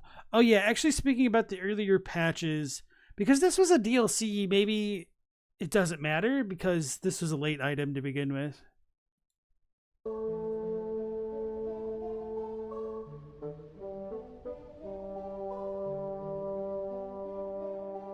Thank you for watching. Okay. So that was a good one. Yeah, I had no idea about any of that. So I'm sure many of you guys, if not all of you, are already familiar with Zoli's work. So there is the video link there in the chat. There were some patches even after the DLC, if you remember correctly. Yeah, I don't know how accessible many of these patches would be, though. Obviously, wait, would it be on the disc? If you did it offline... Wait, did the actual... Were there...